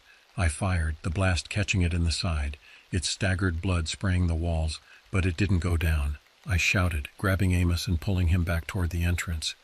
We sprinted through the tunnel, the creature's smiles echoing behind us. We burst out into the daylight, not stopping until we reached the truck. I fumbled with the keys, my hands shaking, and finally got the door open. We jumped in and tore out of there, the engine roaring. We didn't stop until we were back in town, our hearts pounding and our minds racing. We went straight to the sheriff's office, bursting in and telling him everything. We found the missing hiker. "Or what's left of him," I said, my voice shaking. The sheriff looked at us, his face grim. "All right, boys, show me." We led him back to the cave, this time with a full posse. They found the bones just as we said, and the blood trail leading deeper into the woods. The creature was gone, but the evidence was enough to convince them. The search for the creature continued for weeks, but it was never found. The cave was sealed off, and warnings were posted in the area. Amos and I were hailed as heroes, but it didn't feel like a victory. We had seen something that couldn't be explained, something that would haunt us forever. We never went back to the cabin. Amos sold it, and we tried to move on with our lives. But every now and then I think about that night, and I wonder if it's still out there, waiting. People still go missing from time to time in those woods. The locals talk about it in hushed tones, passing on the story like a cautionary tale. They say it's a skinwalker or a wendigo, some ancient evil that preys on the unwary.